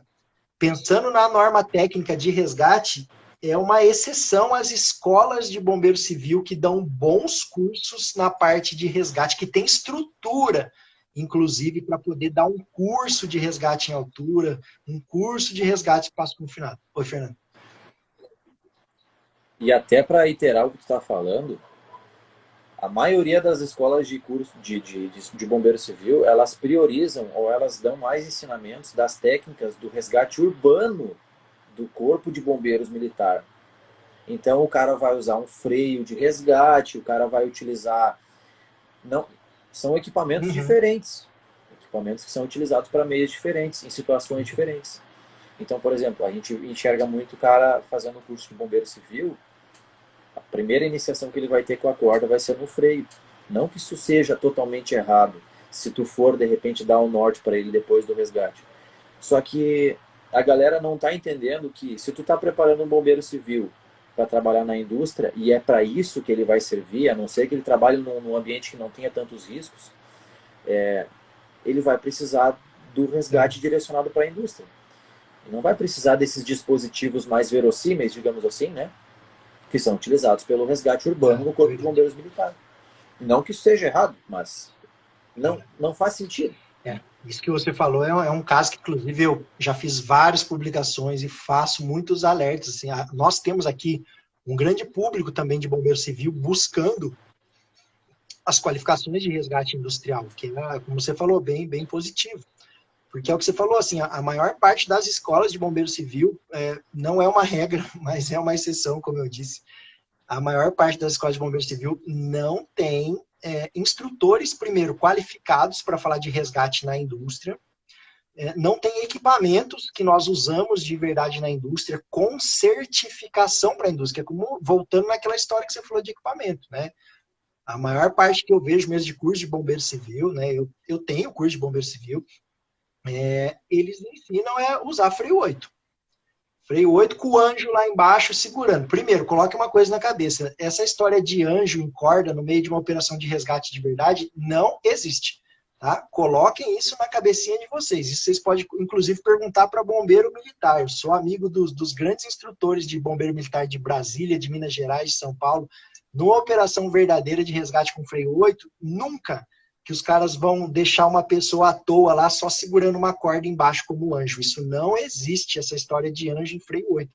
O freio 8 para resgate, resgatista e vítima numa corda só, é uma técnica extremamente perigosa. Já houve muitos acidentes com o uso de freio 8. Muitas indústrias, por exemplo, onde eu trabalho é proibido, não entra freio 8.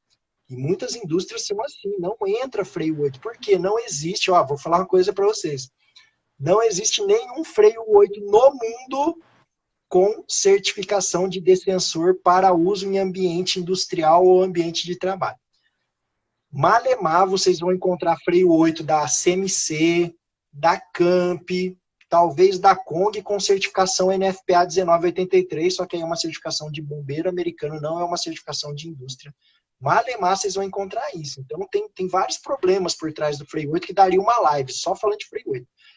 E assim, o que acontece é que a maior parte das escolas de bombeiro civil, principalmente no passado, elas eram de instrução de bombeiros militares. Então, o menininho civil, ele acaba aprendendo técnica de militar, mas na indústria a gente não usa técnica de militar. Na indústria a gente usa sistemas de indústria, que são diferentes. Então, assim, pessoal, eu recomendo que vocês que são bombeiros civis, que querem atuar em resgate industrial, que é uma tendência, as grandes empresas já estão cobrando, procurem qualificação dentro da norma técnica de resgate, porque vocês vão ver que as técnicas, os equipamentos, os protocolos, os conteúdos programáticos de formação em resgate industrial é bem diferente do que se ensina numa escola de bombeiro civil, na sua grande maioria. Cara, ótimo, maravilhoso. Eu concordo com tudo que você falou. E não é porque é a live, que eu concordo mesmo. Porque a gente que trabalha com segurança tem a mania de dizer verdade, né? A gente fala muita verdade. Parece até um vício isso. Antes da gente finalizar e a gente ir lá para a parte final dos agradecimentos e tudo, para a divulgação, eu queria que tu respondesse a pergunta, que é de umas 3 ou 4 pessoas que estão aqui, né? Então, eu vou tentar achar um aqui para citar, por exemplo, né? O Ulisses Tabajara, né? Ele pergunta aqui, qual é o caminho que um profissional deve trilhar para que ele seja um instrutor de resgate? Eu acho que tu é uma das melhores pessoas para responder isso no Brasil. Deu uma travadinha? Já tá liberado? É uma pergunta, é uma pergunta difícil, hein? Toca a ficha. Primeiro, mandar um grande abraço. Tabajara é um cara que eu admiro demais também. Ele é um profissional de acesso por corda e um profissional de resgate, atua lá na refinaria de Minas Gerais. Grande abraço, meu querido. Cara, essa é uma pergunta profunda. Mas vamos lá, qual é o caminho? Eu acho que tem duas coisas no meio disso aí, né? Uma é atender norma e a outra é atender norma com segurança para atender essa norma. Então, assim, primeiro, né, um instrutor de resgate, que assim, você está colocando pessoas em risco primeiro, quando você dá um curso de resgate, você está colocando pessoas em risco, porque você pendura pessoas, ou você pendura um boneco e a pessoa tem que ir lá retirar, enfim, apesar de às vezes, a maioria dos cursos de resgate ser dentro de um centro de treinamento, você está colocando pessoas em situações de risco. Então, primeiro, assim, você precisa entender muito bem de avaliação de risco, de gerenciamento de risco, de cuidados necessários para aquele tipo de atividade. Outra coisa que para mim é fundamental e assim, é uma coisa inegociável. Você tem que ter experiência verdadeira. Isso, inclusive, está lá na NBR 16710. Hoje, né, atendendo norma, a 16710, ela diz que o instrutor de curso de resgate, ele tem que ser alguém com nível coordenador, né? Então você já deveria de ter feito até o último curso de resgate, e tem que ser uma pessoa dentro da indústria com comprovada experiência de resgate em altura e espaço confinado na indústria. Então, isso para mim é uma coisa inegociável. Um instrutor de resgate, ele tem que ter experiência verdadeira de resgate. Não quer dizer assim que o cara que é só de centro de treinamento que ele também não tem. Ele tem uma experiência de equipamento, ele tem uma experiência de sistema, mas se ele nunca atuou numa equipe de resgate, se ele nunca fez um resgate verdadeiro, se ele nunca precisou atender uma vítima, dificilmente ele vai conseguir passar uma verdade para aquilo. Tá? Então, assim, você tem que ter uma experiência comprovada de tudo aquilo que você está falando, que não pode ser simplesmente o que está na norma, o que está no manual de instrução do equipamento. Então, eu acho que o primeiro caminho de um instrutor, isso para qualquer coisa, seja um curso de trabalho em altura, seja um curso de espaço confinado, um curso de NR20, um curso de primeiros socorros. Eu acho que a primeira coisa que o instrutor tem que trilhar é que ele tenha experiência vivida naquilo lá. Isso é um ponto. A outra, esse instrutor ele também tem que trilhar algo que venha junto agregando, e não simplesmente a parte de resgate. A NBR 16710, né, ela coloca o curso de coordenador e ela coloca também uma coisa que eu acho fundamental, que é técnicas de ensino, né? Então, o instrutor também, ele tem que trilhar alguma coisa nesse caminho de educação, de técnica de ensino, de passar conhecimento, de andragogia, né? Não é nem pedagogia. Pedagogia é quando a gente lida com criança, andragogia é quando eu vou lidar com adulto, e a gente só dá curso de resgate para adulto. Então, eu preciso também ter algum estudo nessa parte de andragogia, de apresentação pessoal, de montar uma aula, né? Uma NFPA 1041, por exemplo, e coisas do tipo. E depois você também, claro, ter uma boa experiência aí de treinamento, né? Você vai juntar essa sua experiência de vida operando em resgate, em plantão de resgate, em simulado de resgate, e aí você vai juntar isso com uma experiência de dar treinamento. Como é que uma sequência para eu poder entregar um treinamento, começar do mais básico para poder chegar no sucesso no final do treinamento e ver lá o seu aluno executando um simulado que você propôs. Então, eu vejo dois grandes caminhos que tem que andar juntos nisso. Uma é a experiência de vida e junto dessa experiência de vida, várias qualificações que essa pessoa fez para chegar a ser um instrutor de resgate. Então, eu, né, pelo menos, eu me entender como um instrutor de resgate, assim, que eu só me coloco como instrutor na hora que eu estou lá na frente dos alunos. Quando eu não estou lá, eu não sou o instrutor, eu sou o Fábio, né? Como eu coloco no meu livro, eu sou o esposo da Cris e o pai do Pedro. Eu não sou o instrutor, eu estou instrutor naquele momento. E para eu chegar numa segurança para dar um treinamento, eu fui buscar qualificação em inspeção de EPI, programa de proteção respiratória, detecção de gás, atmosfera explosiva, segurança do trabalho, equipamentos, de todos os equipamentos que eu utilizo. Então, assim, é uma gama de treinamentos que a gente deveria de fazer, ancoragens, entender sobre ancoragens. Então, a parte química, se eu estou falando de espaço confinado, ruído, calor, parte de fisiologia do corpo humano, primeiros socorros, anatomia, eu acho que é um estudo que não acaba nunca. Né? Eu olho aqui ó, ao redor, até estava brincando com a minha esposa antes de começar a live, não sei se vocês viram, estava tendo uma live de um cara, acho que do judiciário, não sei, e aí tinha um monte de livro atrás dele, coisa mais linda do mundo, aí caiu, era fake, era aqueles livros de fake. Aí eu falei para ela, De aí ela montagem. brincou comigo até, falou, por que você não compra um desses assim? Eu não, pô, olha aqui em cima de mim, tem umas 4 prateleiras carregadas, velho. É só puxar a cordinha para cair de verdade. Isso aqui é literatura só de resgate. Só isso é só resgate. Então, assim, poxa, é um caminho de estudo, de leitura, de aperfeiçoamento que não acaba nunca. Eu não consigo me enxergar parando. Enquanto eu estiver ativo nesse mercado de treinamento, de trabalho em acesso por corda, de trabalho de resgate, eu não consigo me enxergar parando de me aperfeiçoar, de fazer qualificação com as pessoas, de fazer curso online, de ir no centro de treinamento das outras pessoas, escutar o que uma outra pessoa vai fazer, assistir uma live de outros grandes profissionais. Eu não consigo me enxergar dessa forma. E toda vez eu aprendo. Pô, o curso de resgate que eu vou dar o mês que vem vai ser muito diferente do que eu dei esse mês.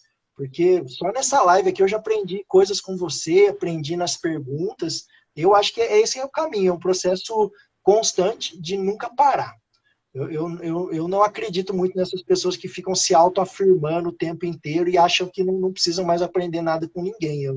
Eu já desconfio de imediato desse tipo de pessoa. Eu acho que esse é o caminho, meu amigo Tabajara, é constante aperfeiçoamento, porque bom de verdade a gente nunca vai ser. A gente está sempre procurando.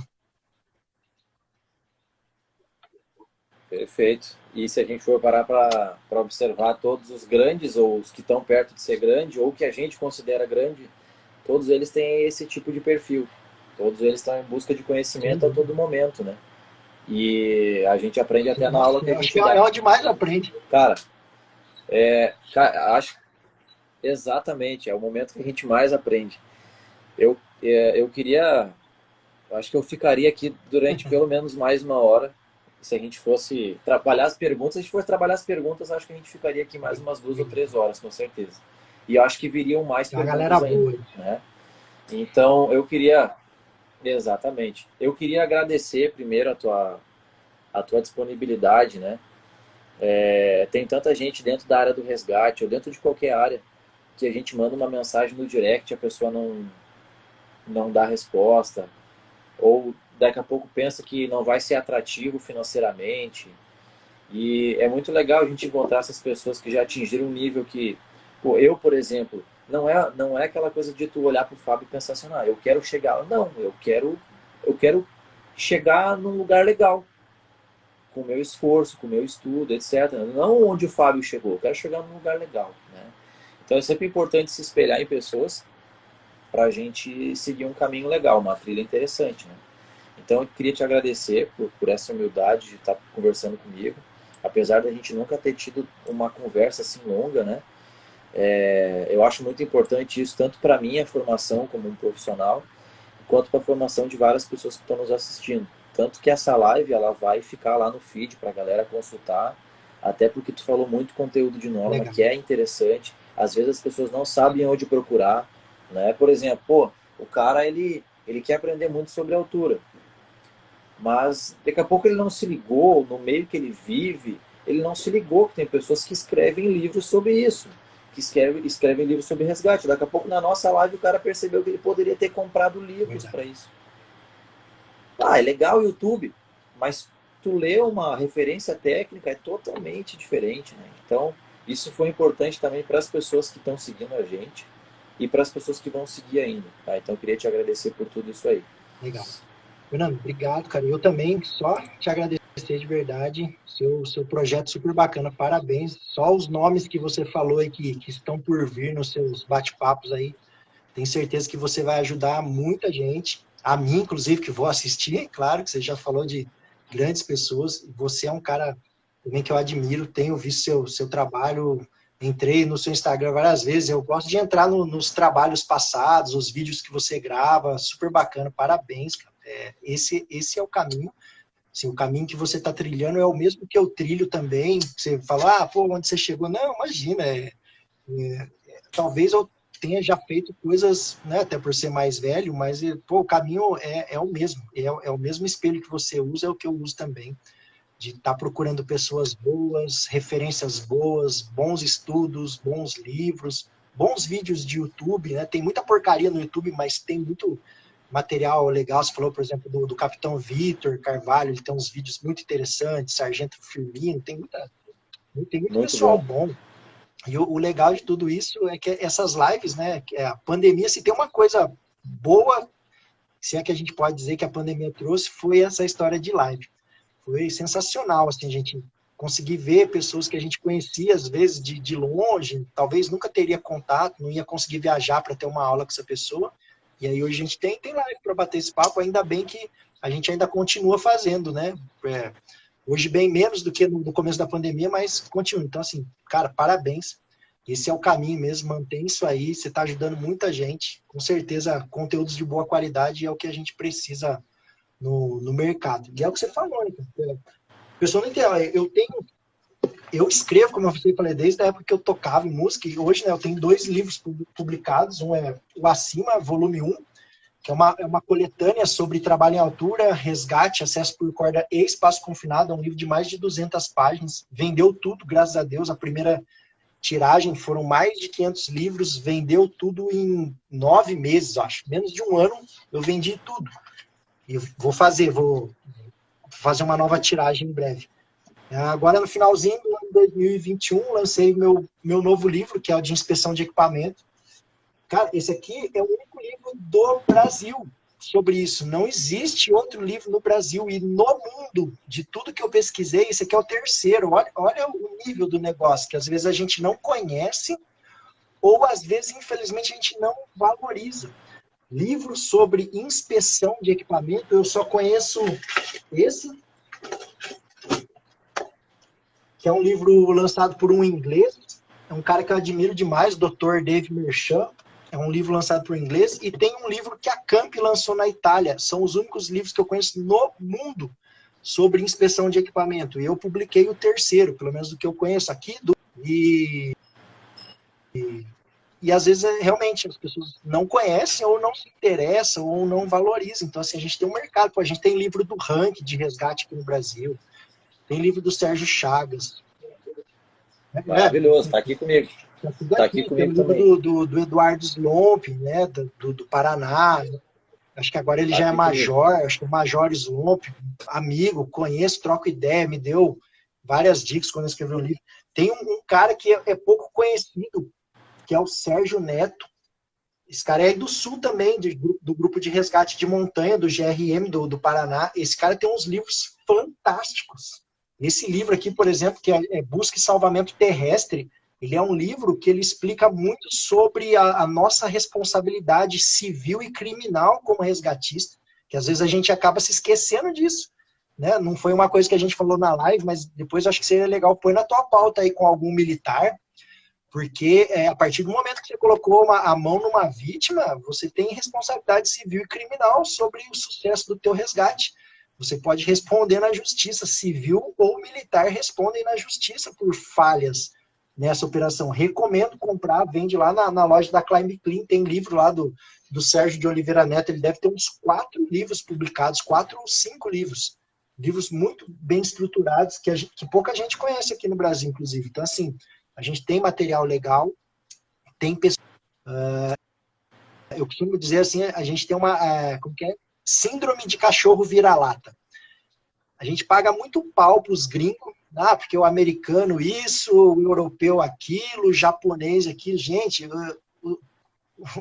para mim, os dos melhores profissionais do mundo estão aqui no Brasil, de resgate, de segurança do trabalho, de higiene ocupacional. Enfim, nós temos caras fantásticos aqui no Brasil. Essa parte de resgate, então, acesso por corda. Então, vamos valorizar mais o nosso mercado, é claro. Vamos pegar as referências lá de fora. Tem cara muito bom, muita experiência que eles têm para nos passar. Mas valorizem mais o mercado nosso aqui. Valorizem os profissionais. Pô, eu vi, teu Instagram você tem mais de 6 mil seguidores. O nosso aqui tem 2 mil e pouco. Pô, era para eu ter vendido 2 mil livros, 3 mil livros. Meu Facebook deve ter 5 mil amigos, entre aspas. Era para eu ter vendido milhares de livros, mas infelizmente não vende. Mas a gente continua publicando material, dando treinamento. A maior parte dos materiais que eu publico são de graça, né? Se entrar no nosso Instagram, tá tudo aí para baixar. Se entrar no nosso site lá, controleacima.com, todas as dezenas e dezenas de boletins técnicos que eu já publiquei estão lá de graça para baixar, tem material para baixar. Então, assim, a maior parte que a gente faz é por amor mesmo, porque a gente quer ver um mercado melhor, um mercado mais seguro, pessoas mais conscientes e mais valorizadas. É isso que a gente quer. Quer ver um profissional mais bem valorizado, mais bem pago e trabalhando com mais conhecimento, mais segurança.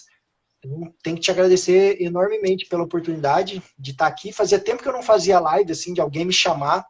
Obrigado mesmo, de coração. Eu faço de vez em quando umas lives do nada, só que eu entro sozinho falando as coisas que... Às vezes eu faço umas lives meio polêmicas e eu prefiro não envolver ninguém na história, né? Tem umas lives minhas que ficou conhecido como a live dos 300, né? Do pessoal daquele filme. Então eu prefiro não envolver ninguém. Mas, pô, cara, obrigado, mano, de coração. Fazia tempo que ninguém me chamava pra bater um papo. Fiquei muito lisonjeado. Que beleza. Tchê, já me entreguei agora. No Tchê o cara se Não entrega tem que é como. gaúcho, né? Não, sai automático, cara. Sai automático. Então, só para lembrar para a galera, antes da gente finalizar, então, para comprar os teus livros, na verdade, foi da primeira edição, né, o Acima, volume 1 já foi, né? Então, o livro, o segundo livro que tu lançou, como é que faz para a galera comprar? Tá. Legal. Bom, como você falou, assim, a parte impressa do Acima realmente acabou. As 3 lojas que estavam vendendo, tinham 3 lojas vendendo, eu fiquei sabendo que acabou tudo mesmo. Eu vou reimprimir, em breve eu pretendo reimprimir e provavelmente vou lançar ele em versão PDF. Tô estudando esse projeto, que tem muita gente que gosta de ler mais no telefone e tal, e até para vender no exterior. Ótima arte, cara. Então, eu faço o arquivo. É porque, assim, esse meu primeiro livro, desculpa, esse segundo livro, que é o de inspeção, eu vendi ele primeiro em PDF. Mas o que eu faço? Para que esse livro também não fique voando para todo lado de graça, porque, pô, tem anos aqui, né? Tem que ser valorizado financeiramente. Eu vendo pessoalmente, assim, eu gravo o nome do cara, o CPF em todas as páginas, aí se ele quiser repassar para os outros, ele está dando o número de documento dele, ou ele vai ter um trabalho imenso para pagar tudo isso. Mas dá para pagar, enfim. Mas aí eu prefiro... Maravilhoso. Eu Muito prefiro bom, muito bom. eu mesmo repassar. Então, assim, quem quiser adquirir o livro de inspeção de equipamento, que eu lancei agora em novembro. O livro impresso começou a ser vendido agora em 2022. A parte PDF eu estava vendendo em 2021. Pode me chamar no WhatsApp. Eu só vendo comigo, só vendo pelo WhatsApp, porque é mais fácil de passar informação. Então é 19. Puta, eu não consigo digitar aqui. Mas é 19, que é o código. Ah, você consegue quando eu estou falando. É 19 9 9744 2315. Ou pode chamar também, manda um direct, que aí eu passo meu número do WhatsApp. Então, assim, eu só vendo pelo WhatsApp, eu faço a venda toda por lá, mando pelo correio. Uma vez por semana eu vou no correio e mando o livro para a galera que compra. Então, pode me mandar um WhatsApp ou pode mandar um direct, que eu vou respondendo o pessoal. E agora já está à venda na loja Climb Clean. Pessoal aí do Sul, ou qualquer lugar do Brasil, é porque eu não consigo parcelar. Eu não tenho essa, né, como eu sou uma pessoa física que escrevi um livro, não tenho essa dinâmica, porque assim, uma coisa é a empresa controle acima e outra coisa é isso aí, obrigado. Às vezes o pessoal confunde, a controle acima é uma empresa, tem outras pessoas por trás e o Fábio Souza é o Fábio Souza. Então, assim, os livros são do Fábio Souza. Então, a venda é toda direta comigo. Mas, quem quiser, pode comprar também na loja Climb Clean. Eles adquiriram um percentual dos meus livros. Aí lá, entra no site dos caras e aí parcela, cartão, boleto, enfim. Então, hoje são as duas formas de comprar. Ou na Climb Clean. Espero, se o Nilton da loja Nereia estiver aí, que ele leve para vender lá em Belo Horizonte também, que ele vendeu lá o acima. O pessoal da Control Safe de Sorocaba também vendeu meu livro acima, mas por enquanto a única loja que está vendendo é a Climb Clean, ou diretamente comigo, pode mandar um WhatsApp, que eu vou respondendo o pessoal. Tá. E agora, depois, eu tenho alguns stories para postar aqui do link daquele Você artigo me cobra que tu depois, por comentou. favor? Vou te cobrar agora. E aí a gente aproveita e já faz um story ali, te marca pra galera que quiser comprar teu livro, posta fotinho bonitinha lá. E aí a galera depois fala você me direto cobra, contigo Fernando, também. que eu já te mando o estudo em PDF. Aí o pessoal que quiser, você pode distribuir para a galera, porque eu até consigo te mandar o link também, mas eu te mando já em PDF o estudo. Esse último estudo que saiu da Camp, eu tenho ele aqui salvo, eu te mando. Tá, beleza, beleza. Cara, vamos encerrar então. Obrigadão. E se Deus quiser, nós vamos nos ver ainda esse ano. Né? Vou fazer uma visita para ti aí. Vou fazer algum dos teus treinamentos, com certeza. E vou visitar o Diego também, que mora pertinho de ti. Já vou filar uma boia de graça na casa dele, é gratuito. que é importante. Cara, brigadão, cara. Tudo de bom pra ti, saúde, glória. Obrigado, e muito sucesso. Mesma coisa pra você. Obrigado mesmo de coração. Foi um prazer enorme e parabéns pelo teu trabalho, cara. Parabéns mesmo. Obrigado, igualmente. Legal, parabéns. Boa. Deixa salvo aí que depois eu puxo o arquivo e eu consigo jogar pro meu Instagram também. Com certeza. Valeu, meu querido. Um abraço. Boa noite, pessoal. Todos aí. Boa noite, galera.